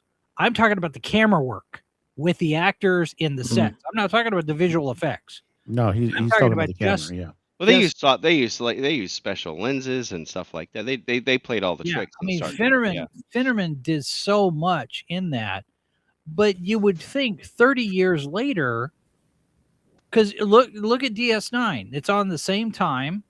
It's shot more cinematically than Babylon 5, and you're essentially doing the same kind of work. You have the promenade space. You got various different sets, standing sets. You could light them a little bit more cinematically to get a lot more depth, a lot more texture. It just is visually not as exciting as other shows that I've watched. And Sure. I realized that today. I was like, oh, that's what it is. It looks cheap because it doesn't have the depth. Depth, yeah. Well, Snob, you had a point about some camera work, didn't you? Yeah, I noticed it last episode, but I didn't hone in on where it happened. And this time I did. They're using it looks like they're using a handheld camera. If you look at the Morden and Veer exchange, the camera moves around a lot like someone's carrying it. And it's the second time I saw it, but I'm like, hey, this is new. Everything's normally steady cams, the usual, camera work you'd expect. And this must be a handheld camera or something. The way it moves around when Veer is moving. I was wondering if you guys noticed like that. one of the shoulder mount cameras, that I think so. wear. It seemed that way, but I'm not a camera expert. Well, remember, it's at this point in technology, Sony had the HDVS come out. Then you had Beta Cam, and then DV and DVC Pro and VX 1000s were coming out at this time period, which was completely changing the face of how they make movies, broadcast television, and all that. And they were still in the infancy stages. At this Babylon point. 5 wasn't being shot digitally at this point, though. No, it wasn't. But I'm saying that was not the only. I'm just giving you just a sample of what. I mean, there's a dozen more other camera systems that were being released at that same time period. So Well, there is. Oh no! I didn't do it. He's back. No. Damn. What happened, Cam? I don't know. I'm blipping out here a little bit. That's okay. I did it earlier too. Just to kind of put a pin in it, there is something when new technology starts to come out that there's a rough period, before they get into it. And maybe when Star Trek was made, they were using techniques they were good at, and they knew how to get what they wanted out of it and everything. Or it could just be a budget issue. I mean, Yes, to a point. However, Desilu was bleeding money from the very beginning of this, and Finnerman was doing something that they weren't doing on other television shows. Finnerman was lighting and shooting this as it was a movie, not a TV show. Yeah. And it made a very distinct visual difference, so much to the point where RCA, which was partially owned by NBC at the point, RCA was using stills from Star Trek to sell their new color televisions in their advertising. Well, I think the same argument can be made for like the new Battlestar Galactica. It was very well lit. I mean, story aside, because I prefer the original story, but if you compare the two, it's like it was all about the lighting that gave it depth and stuff. They did a lot of interesting camera work on Battlestar Galactica. Yeah. The quality of the people working on the show can be a big factor, for sure. I would encourage everybody. Snob has just alienated all of the crew that we might ever want to have. No, I'm just saying the quality. It can be. But also remember, it's the cell shading was too good or in the bad. editing systems. Yeah. Also, because you already. Go ahead. I'm sorry, Snob.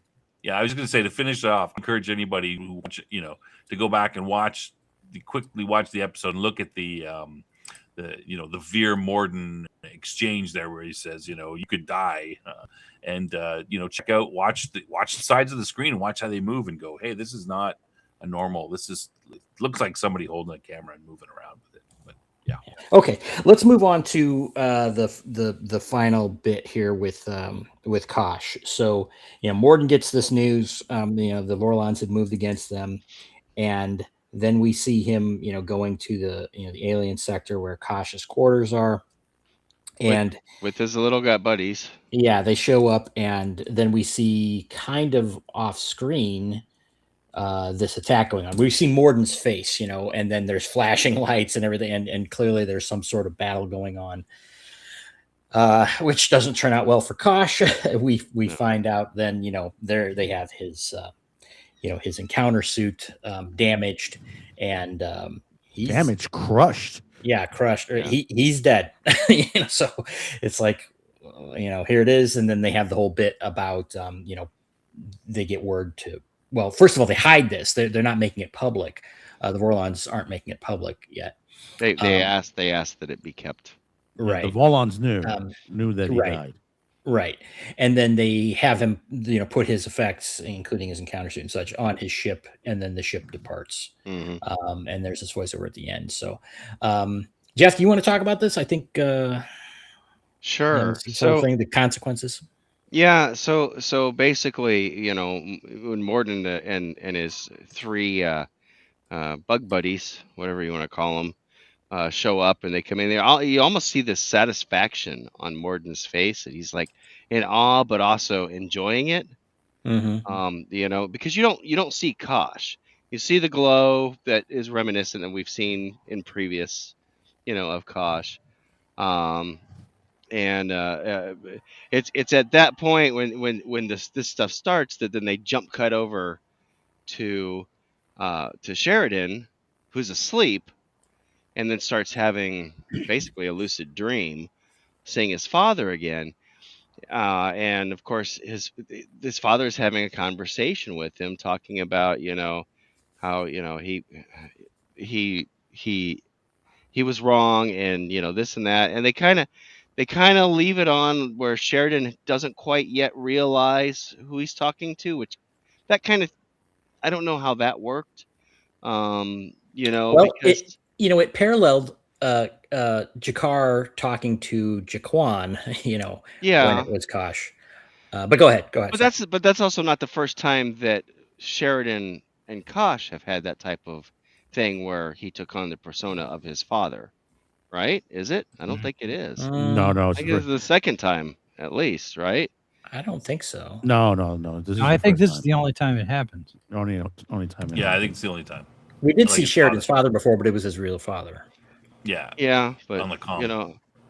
But you gotta remember, I know what you're talking about. Back when Sheridan was on the ship when he was kidnapped, but no, that right. And he saw his father happen. talking to him, and it turned out that it was Kosh that was talking to him. That didn't happen, but it was like there was some illusions that Sheridan was seeing. That was when they had the illusion of Ivanova, Garibaldi, and himself. They're saying you must protect the one that is always behind you, or something to that nature. I'm trying to remember that whole segment. Yeah, but I got the distinct impression that was Kosh communicating with him. Yeah, it was. No, because he said, because he went to Kosh later on in that episode, right? And said, we didn't speak before. You didn't. He says, yes, but now I could hear you now at that very moment. Right. He couldn't hear him before, but now he could hear him. Right. Because they're basically on the same wavelength all of a sudden. Right. So at any rate, sorry, I got the 12:15 or whatever it is coming by. 12:43. Okay. But yeah, the conversation, Sheridan at first doesn't realize this is Kosh, and then he slowly starts to get, and the context of the things that his dad is saying. Suddenly it's like, oh, this is Kosh and something bad is going on. And this is probably what he was talking about, what he alluded to in the conversation earlier, which we had not talked about, by the way, when he said, if we do this, you will be alone. You will have to go to Zahadum. Yeah, I won't be there for you. And Sheridan took it as he would refuse to help him later. Which of course then he realized it's not that he refuses, it's that he won't, if he does penance. He won't. Yeah, there will be a price to pay. Yeah. Yeah, and this was kind of a kick in the gut moment for me watching this, because it's like, holy crap, that Kosh is dead. It's like, oh yeah. And and if it hadn't already, it comes together for the audience now. It's like, oh, that's what he meant. How come there wasn't that buildup of energy though in this scene too? Clearly, you've got shadows and you've got Kosh. That's a good question, right? Because Kosh is everybody in the CNC was sleeping. Kosh is smacking around Sheridan in the hallway there, and there's a buildup of energy. But now you've got three confirmed shadows and one questionably might be more than he appears shadow going against Vorlon, who's defending himself. Okay, well let's talk about that for a second. Was Kosh fighting back? He was while this was going on, he was communicating with Sheridan. Maybe he was just kind of standing there and defending himself kind of passively or not defending himself. Maybe he knew one way or another this was going to happen. Almost like the crucifixion. Well, This okay. What it could also be is his communication with Sheridan takes energy away from his defending himself. Yeah, and it was more important that he convey the message. Yeah. Well, to okay. Sheridan. I mean, I'm just throwing something out there, but maybe that fight, if Kosh really unleashed on him, would have cost blown a hole in the station. I was going to say it could have damaged, could have blown up Babylon 5 or something, Yeah. But we do know that they had established before that the reason they use the encounter suits is them projecting their image to other, like when he rescued Sheridan at one time, it does drain them. Right. So it could be that that's also what's happening here. Anyway, plus it was 3 against 1 on top of that. Right. Well, it would have been 4 against 1, wouldn't it have been? Or did he only have 2? Morden just seemed to be standing there, but Morden was just relishing it, and the other 3 were going after him, I guess. But we don't know, because we did see the glow in Morden's eyes. Well, I think that's because he was, things were going on in front of him, and that's the. But he was, I think that was just an artistic. It wasn't like like a sense of awe. It was more a sense of satisfaction, and evil satisfaction. And that goes back to what I was saying at the beginning of Morden has become way more sinister. I mean, he's sinister to begin with, and this one was really like, oh man, this guy can put the screws to somebody if he wants to. I mean, we saw several examples of it in this. It's not just an information broker. It's not just a face man. He went all Dark Sidious. Yeah, it's.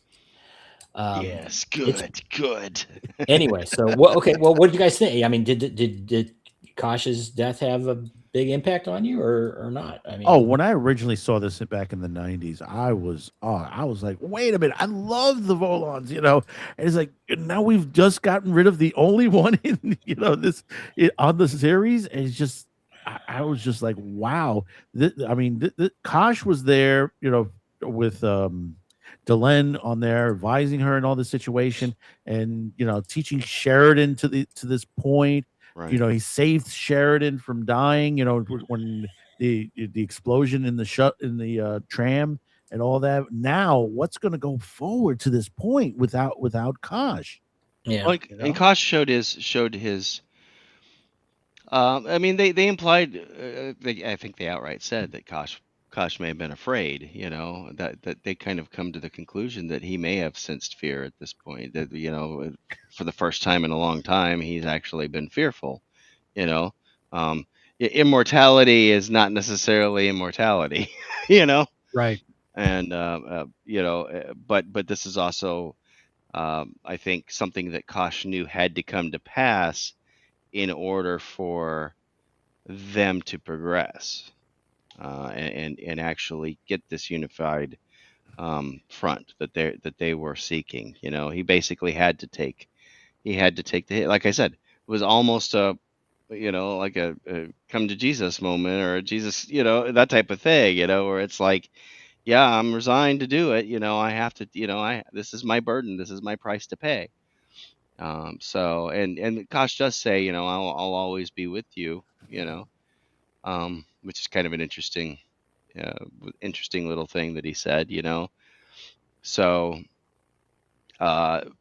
they do say that, the Vorlons did request. So obviously there are other Vorlons. We've answered that question now clearly, because we'd always wondered, was Kosh the only one left, or? We knew that from the fleet of ships that went after the shadows. Yeah, and we also knew the bit about the ship being tied directly to Kosh, that was basically his ship. So the question is, they mentioned that that the Vorlons would likely be sending another ambassador to take Kosh's place, and that they are, that they're very deeply saddened by the loss of him. Mm-hmm. Well, you notice that both the Shadows and the Volons both use organic technology.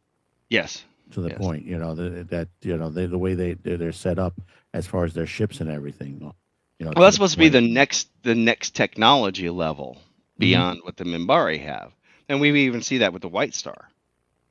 The White Star has organic components, right, integrated in with mechanical ones.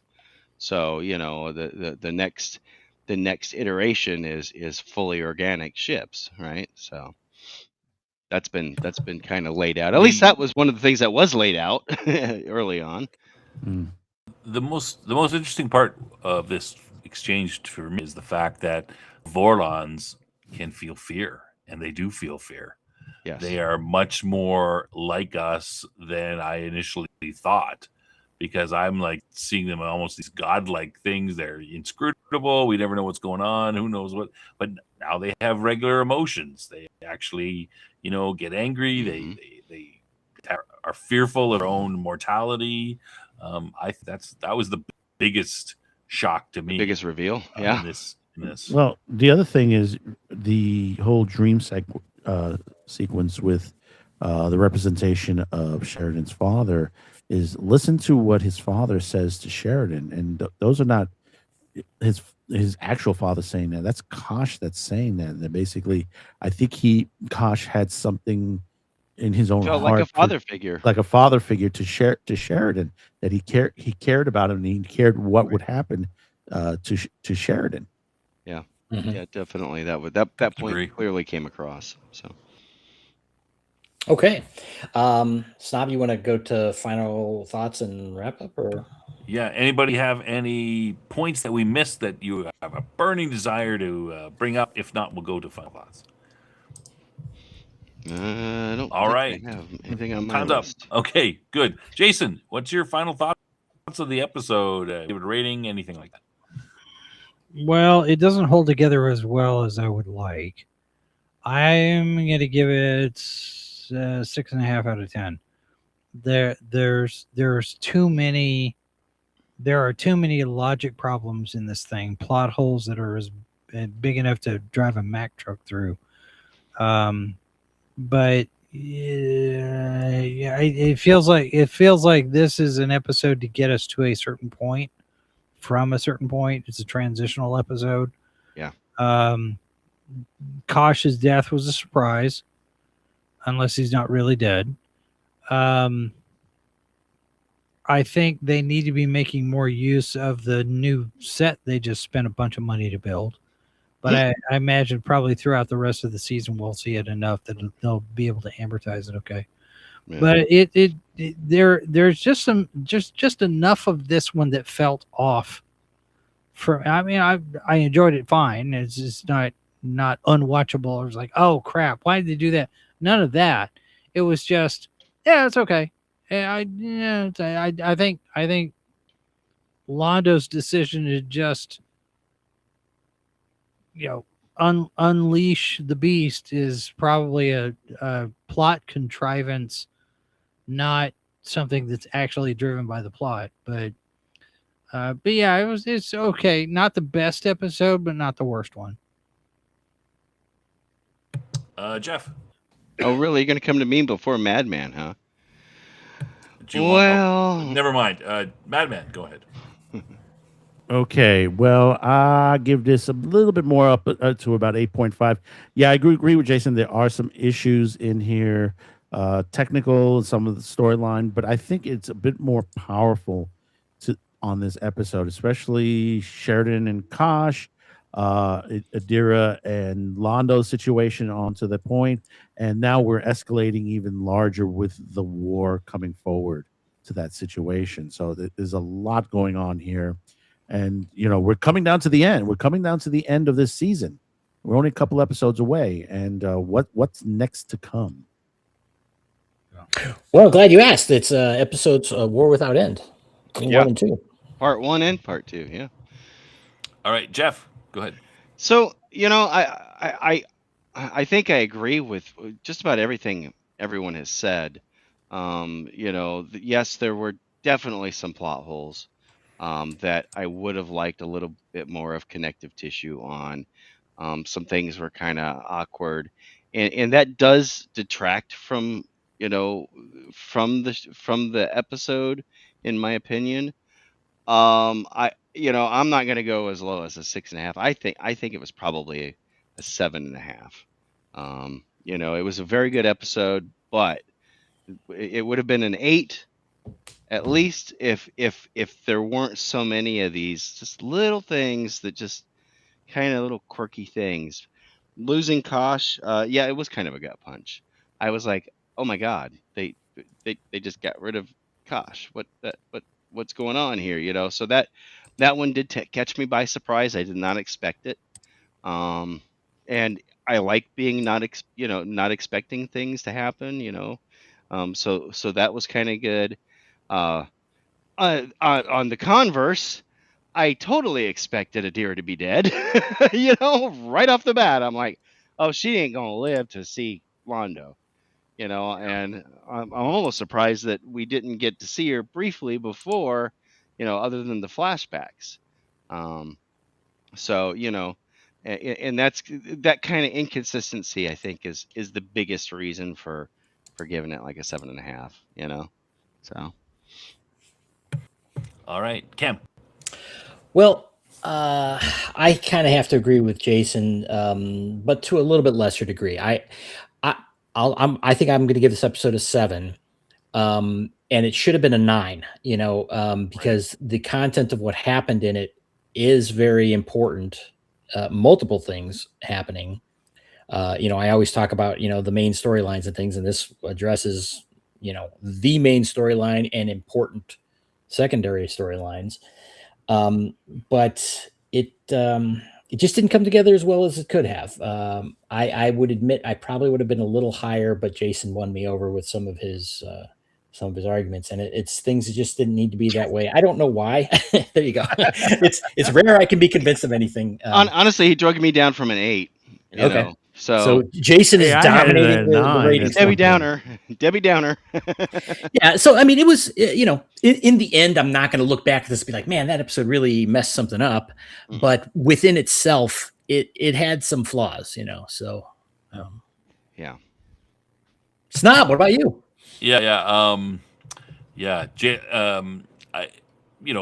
Basically everybody, I kind of agree with everybody, but Cam kind of summed it up for me as well. Despite Jason's blasphemy, he brought it. He brought it down a little bit. But these are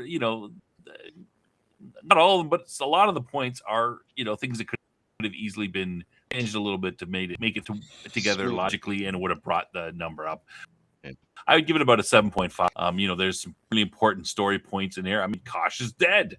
There's now an alliance against the Shadow. I think this is, I sort of see this as the most impactful episode so far in the series. I don't know if everyone would agree with that, but this is a big turning point, and things happened, but they got somewhat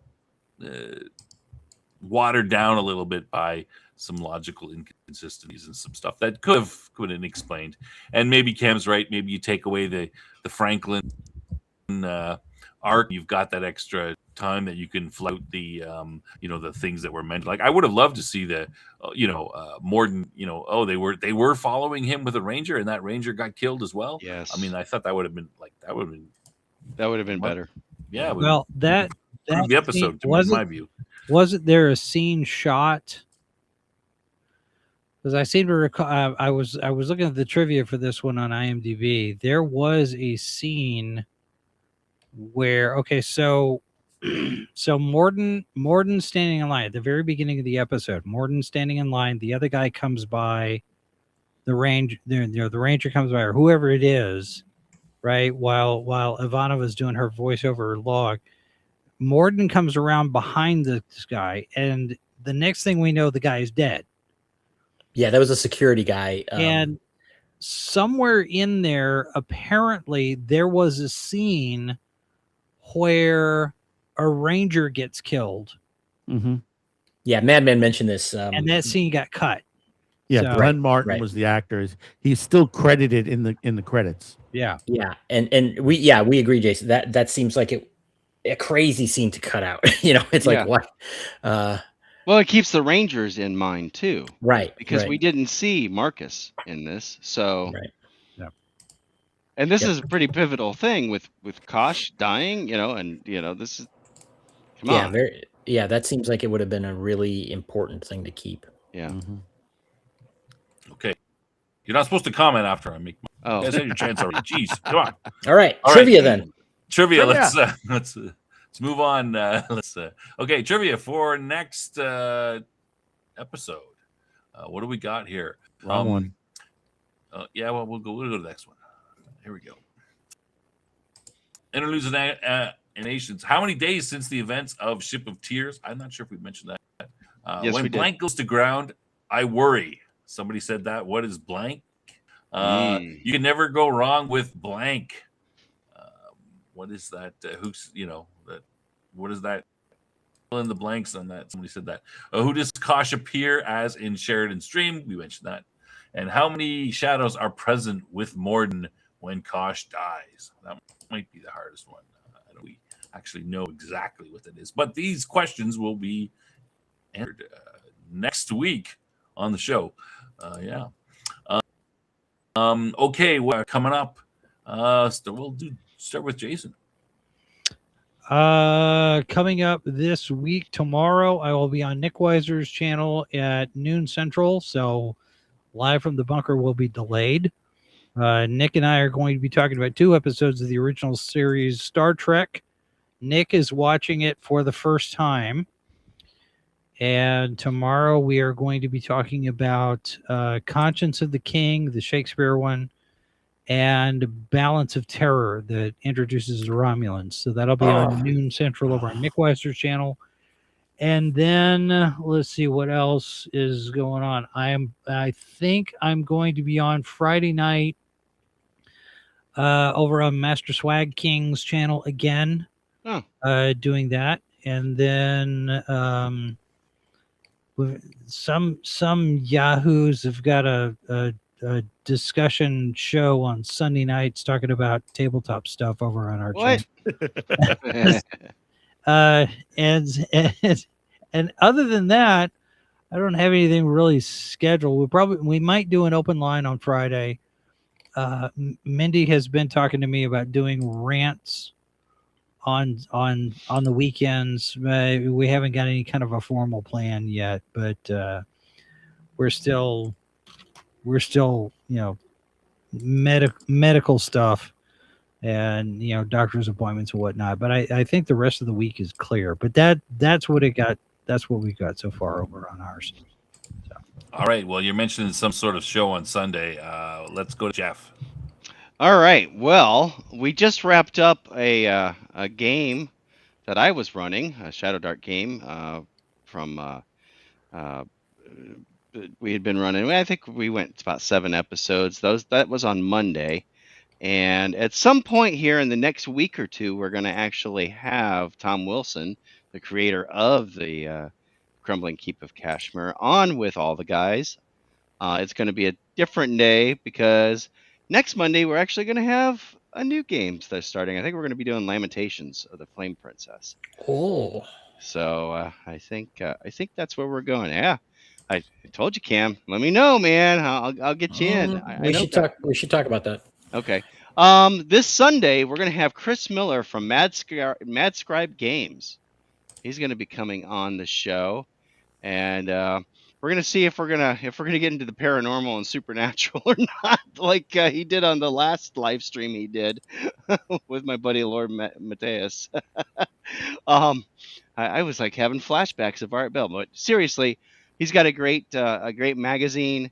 He almost doesn't like to use the term zine because he's like, that seems like online, and this thing is available in print. I should have like a whole 6 issues of it coming, hopefully tomorrow. At any rate, but we're gonna have him on, and then of course, like I said, the Monday the 6th, we're gonna have a whole brand new game, Lamentations. And then of course we'll be back here Wednesday. So.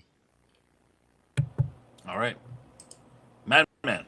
Well, tomorrow on Man with the Show, we're talking about the social media ban under the California and Missouri laws that they're trying to push to push kids off of social media.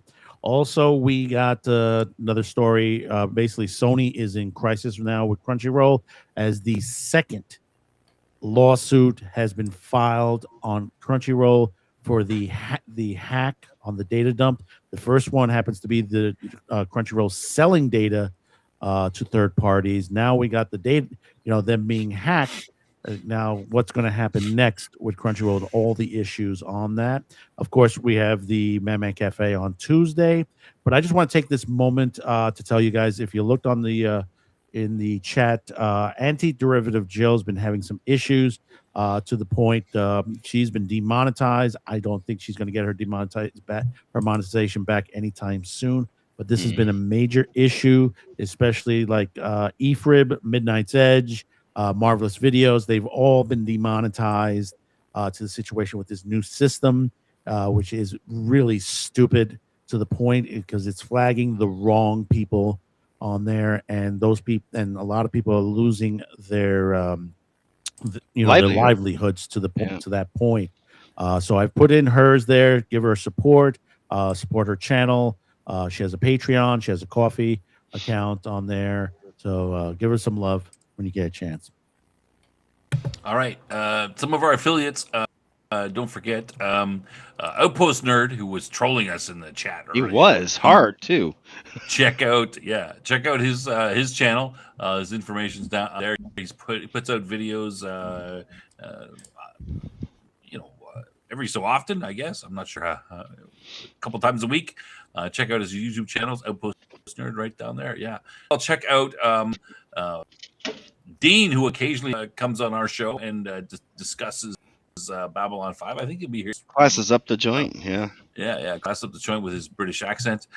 He's working on a RPG, Untold Destiny, and on his channel he often discusses it. He's got information there. I think it's the Tuesday live stream, which he has sort of a Q&A, goes over some aspect of the game, the combat, the gods in it, the classes, that kind of stuff. And takes questions from the chat and is happy to answer them. Very informative.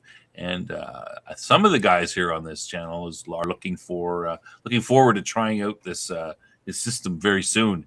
He's about to put out a basic book on it. He's been talking about that, but I'm sure I'll mention it next week. Cam, is there anything you want to mention? Well, next week we have. Well, maybe I'm wrong. We're doing a double episode next week, right? Yeah, you bet we are. So this is going to be a big deal. What a lovely banner you have here. Thanks to Madman who put this together for us. Beautiful. This is going to be a big one.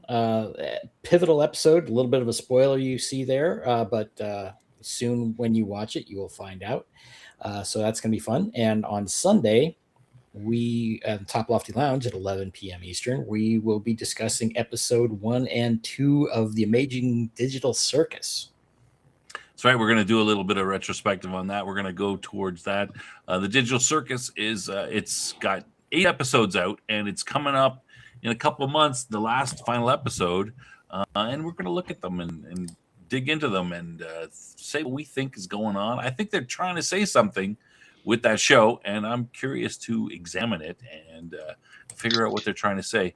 Just to further mention this, Babylon 5, we're starting an hour earlier next week, so mark your calendars. It's a double episode. We're doing 2, so we think we're probably going to go 2 plus 2 to 3 hours. So we're starting a little bit early, so they won't be. So hopefully, mark that down, everyone. Be aware of that. Of course. Hey guys, I got to bail. I got to go deal with the dog. Okay, take care. All right, Take care. See you later. No, he's fine. It was just he's got to go out, and I'm the only one who can take him. So, see ya. Have a good night, Right. everybody. Good night. And of course, Top Lofty Lounge, as Cam mentioned, on Sunday. So that's it. You're looking very All right. dapper there, man. I am. Look, you want to see again? Oh, yes. Yeah. It's my smoking jacket, a little bit of cognac there. Yeah. Those are expensive slippers. Yeah, I like them. Are they? I'll bet they are. And they're soft and cushy. Oh yeah. I'll Nice. I'll bet you paid pretty penny for them. Good stuff. Good stuff. Yeah. All right. Did I miss anything? Is that it? I Make may have sure some you- videos coming. I did get a couple of books. I'm gonna show off. I'm gonna do an unboxing video. But look, don't want to. Just a teaser. Just a teaser. Yeah, Right. save that. Yeah, so on your way out, if you could like and subscribe, push us up in the algorithm. We appreciate that. It helps us out. Yeah, and that's about it. I guess we'll hopefully we'll see you next week for the double episode, 1 hour early. And and check out if you Amazing Digital Circus if you're interested in that. It is sci-fi. Interesting stuff. All right. In fact, they're opening a pop-up store for that show right here in New York City in April. Oh, really? Okay. I saw there was one in Japan that they were doing, but yeah, they're doing one in New York. But the thing about it is, you had to reserve your space. It's RSVP. It's already booked solid. It's pretty popular on YouTube. You can go and watch the episodes for free. And they kind of support themselves with the whole merchandise. That's kind of their main thing, I think. All right, everybody, that's it. Thanks for watching the show. Appreciate y'all coming in, and we'll see you next time. Good night. Good night. Nighty night. Good evening. Ambassador Londo Molari here from Babylon 5. Please join me on the Babylon 5 retrospective on Science Fiction Snob, Wednesdays at 10 p.m. Central. Yes? Have I ever told you you're very cute for a Mambari?